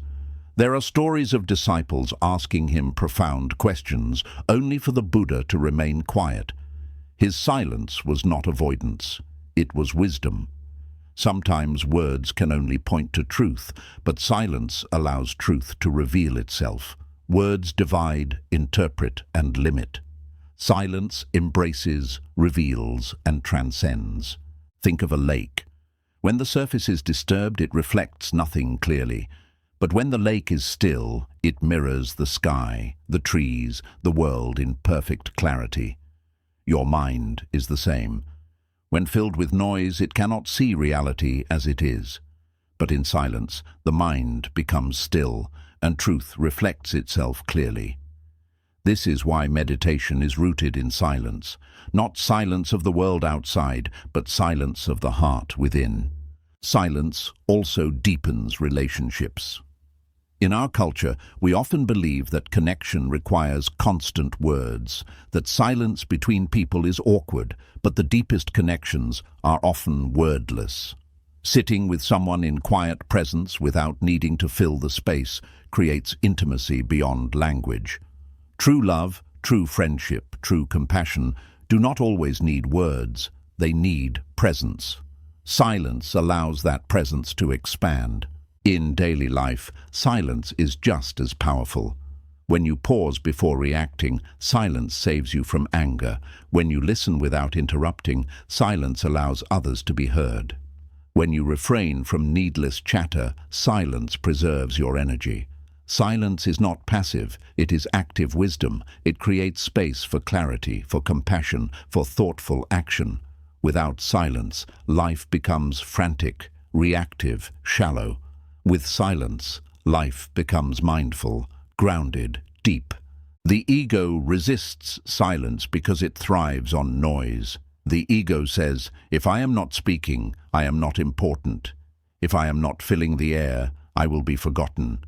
But this is an illusion. Silence is not weakness, it is strength. It is often the silent one who holds the greatest power in the room.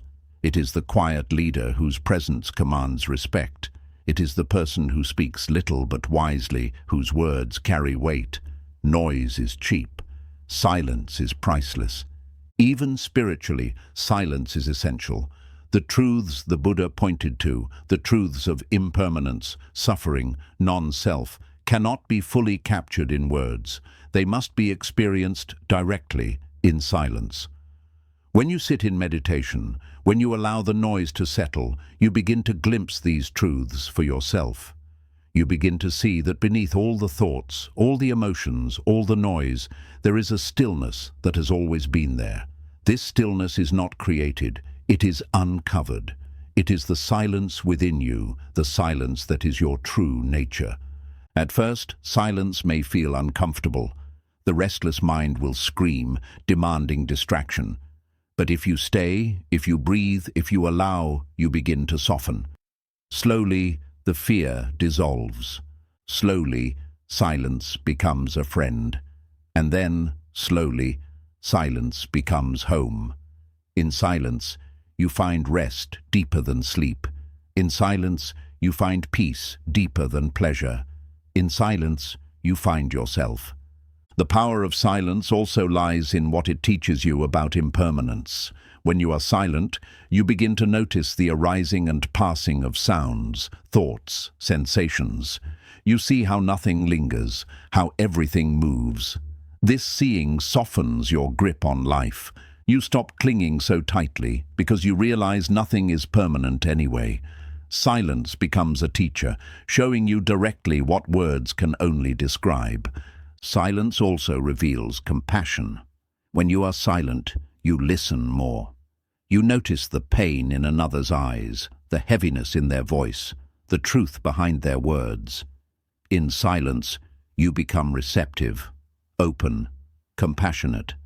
You stop trying to dominate conversations with your story, and you start honoring the stories of others. Silence allows you to hold space for suffering, for healing, for love. But silence is not only external, it is internal. True silence is not about escaping noise, but about discovering quiet within, even in the middle of chaos. You can be in a busy street, a noisy home, a loud world, and still be silent inside.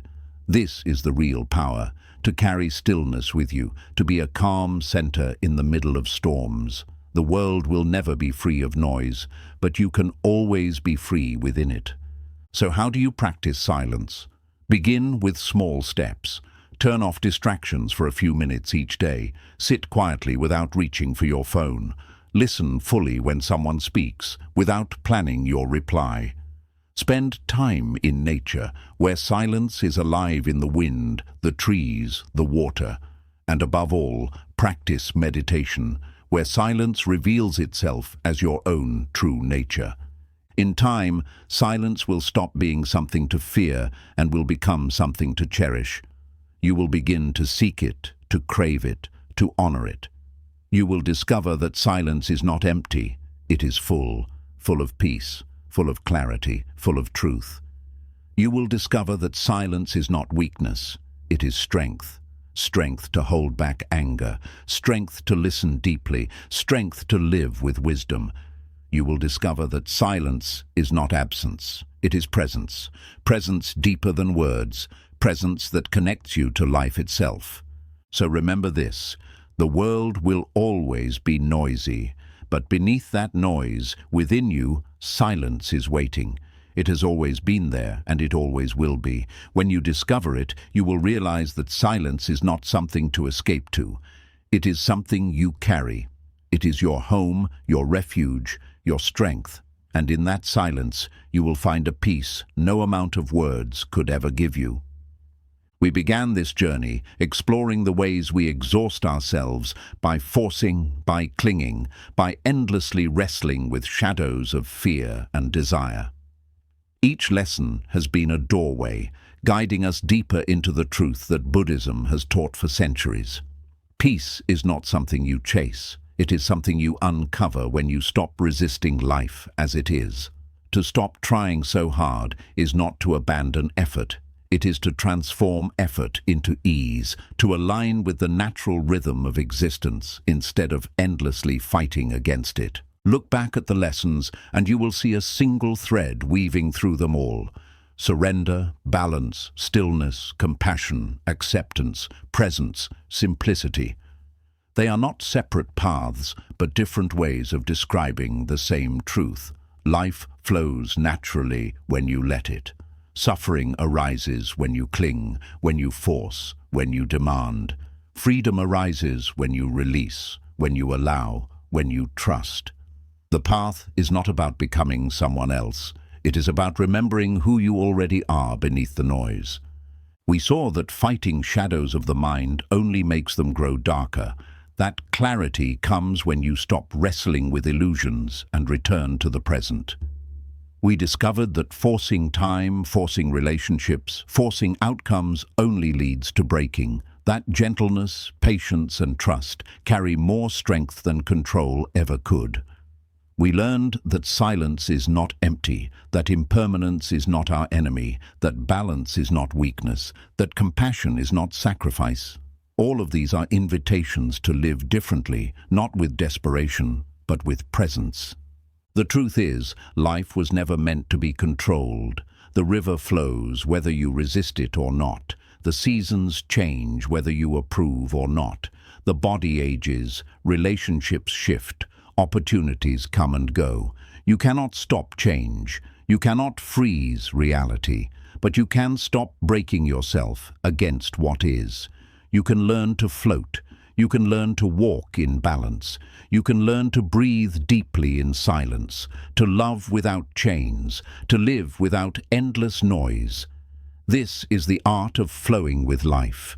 Simplicity, too, is a key. In a world drowning in excess, to live simply is revolutionary. It is to say, I do not need to carry so much to feel complete. I do not need to own so much to feel rich. I do not need to force so much to feel alive. When you live simply, gratitude awakens. When gratitude awakens, joy blooms. And when joy blooms, you realize you were never lacking. It was only the clutter that blinded you. Presence is another pillar of freedom. All your suffering lives in the past and future. But life, real life, exists only now. This moment, this breath, this heartbeat. The more you return to it, the more the illusions dissolve. Fear softens, anger dissolves, longing fades. In presence, everything is enough. In presence, you are free. The Buddha's path has always been called the middle way because it avoids extremes. Not indulgence, not denial, not clinging, not rejecting, not forcing, not abandoning. The middle way is balance, and balance is freedom, because it means you are no longer enslaved to extremes. You walk steady, you walk light, you walk in harmony with life. And perhaps the deepest truth of all is compassion. When you open your heart to others, you discover that suffering is not just yours. Everyone you meet is carrying something. Everyone you meet is wrestling with impermanence. Compassion dissolves the illusion of separation. It frees you from hatred, from resentment, from loneliness. It connects you to the whole of life. To be compassionate is not only to heal others, it is to heal yourself. Because in helping them, you dissolve the barriers that keep you trapped in ego. You remember that you are not alone. You never were. So where does this leave us? With an invitation to live differently, to stop exhausting yourself with forcing, to stop breaking under clinging, to stop drowning in noise, to stop fearing change, to stop postponing peace. You do not need to run so hard. You do not need to grip so tightly. You do not need to carry so much. You only need to return again and again to the natural flow, to trust the river, to breathe in silence, to act with balance, to live with compassion, to be present. The journey is not about becoming perfect. It is not about reaching some distant finish line of enlightenment. It is about practicing here and now in small ways, breathing deeply when the mind races, letting go gently when clinging arises, choosing silence instead of needless words, offering compassion instead of judgment, walking the middle path when extremes tempt you, living simply instead of chasing endlessly. Each small practice is a return to the flow, and each return is freedom. Remember this: life does not ask you to force it. The grass grows without your pushing. The sun rises without your command. Your heart beats without your control. Life is already flowing, already carrying you. All it asks is that you stop fighting and start trusting. When you stop trying so hard, life stops feeling so hard. When you release, you are released. When you flow, you are free. So take a breath, let the noise fall away. Feel the silence within you. Let go of what you cannot hold. Trust what you cannot see. Be here, be now, be free.